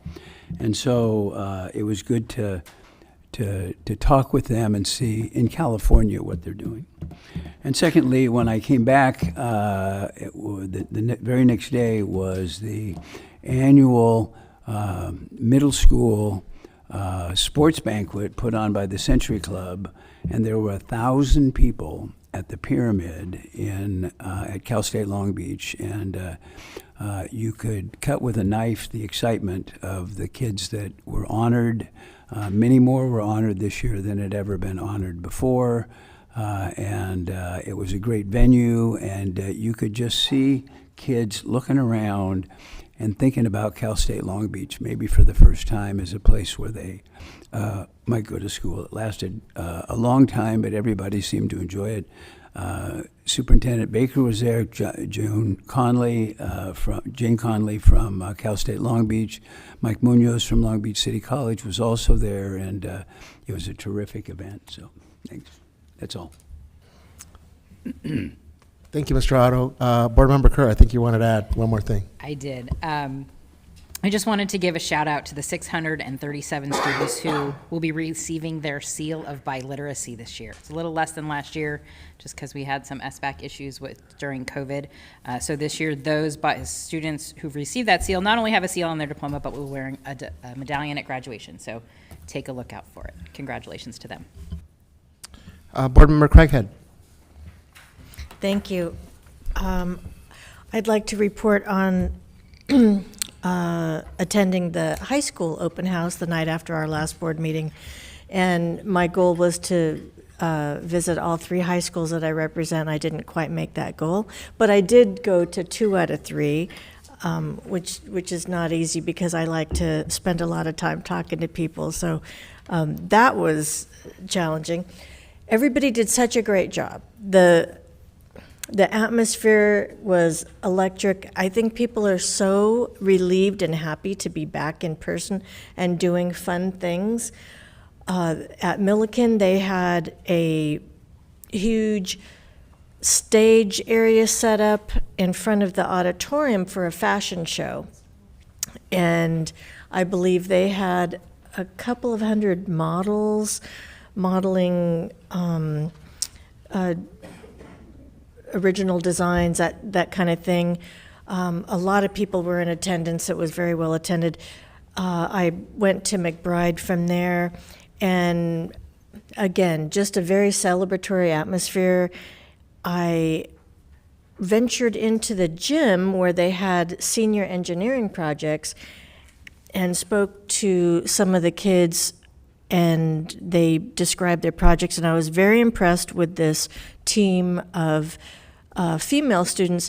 Their project was a solar-powered truck that they designed to be collapsible, and they took ideas from furniture like that, the dovetail joints on drawers, that type of solid construction. They used that type of construction on the truck. They also designed solar panels that folded up, could be put in the back. It was so impressive. Every little part of their project was so impressive, and no surprise to me, both these females are going to be going on to majoring in some type of engineering, and I'll tell you, they're really going to be something.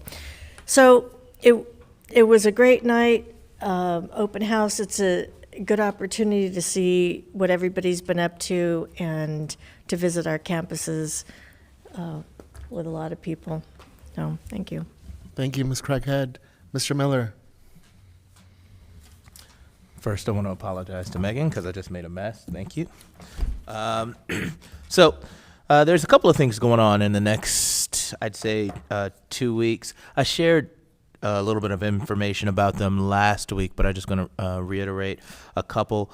First, tomorrow, Success and Challenges, a local nonprofit organization here.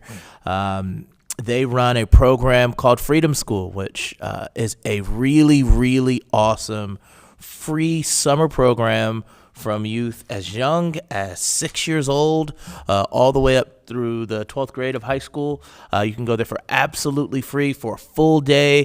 It's a reading program, and I am not necessarily a product, but a huge advocate of the program because I used to be an intern with Freedom School when I was in college, and I got to see firsthand the power of taking these young people and literally just focusing on a book and reading and how it eventually impacts these young men and young women. So really, really cool program.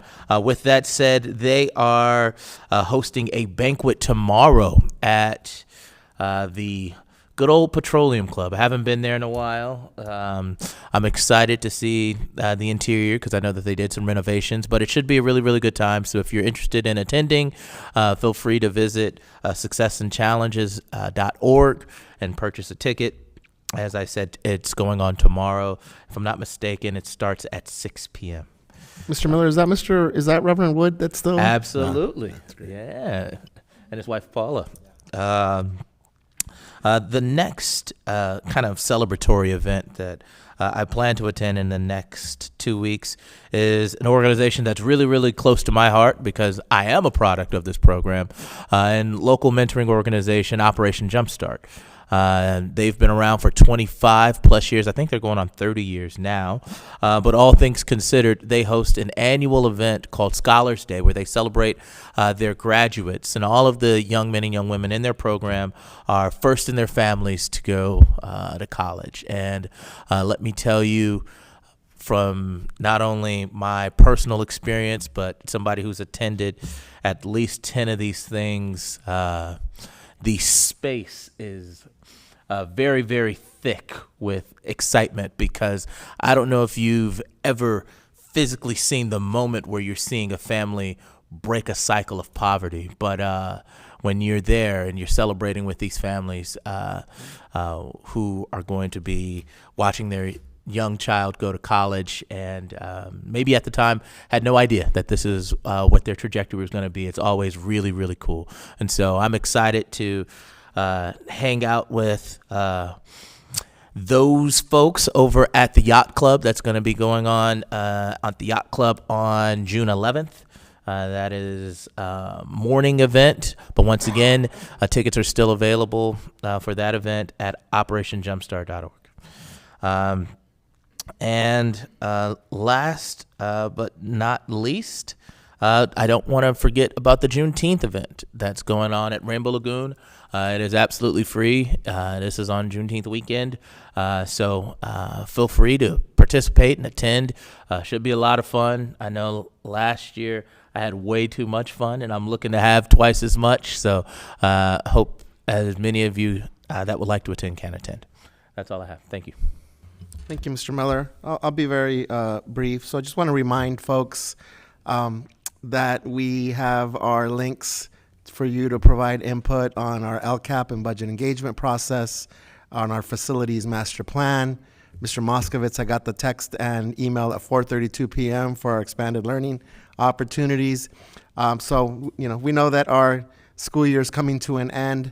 This isn't an end-all, be-all, but just reminding our families, our students, our community members around ways to be involved and engage with our district. We're not going anywhere, so we don't expect for you not to, participate. And I also want to just share a few thoughts. So these last couple of weeks have been heavy for many families and parents and educators in our country. And just want to remind folks that our district is doing everything we can and will continue to do everything that we can for our schools to be safe and healthy and be a place where our students feel welcomed and safe. And so I'd like to, when we get to the adjournment, adjourn our meeting tonight in memory and in honor of the victims and the families of the victims and loved ones of the victims in Uvalde, Texas. So I'll end my board report with that. Superintendent's report. Thank you, Dr. Benitez. A few things, and I'm just going to build on the opportunity for engagement, our families, and just restate lbschools.net/LCAP, lbschools.net/ELOP. In addition to the survey that went out, you can review those draft plans for anybody that's interested.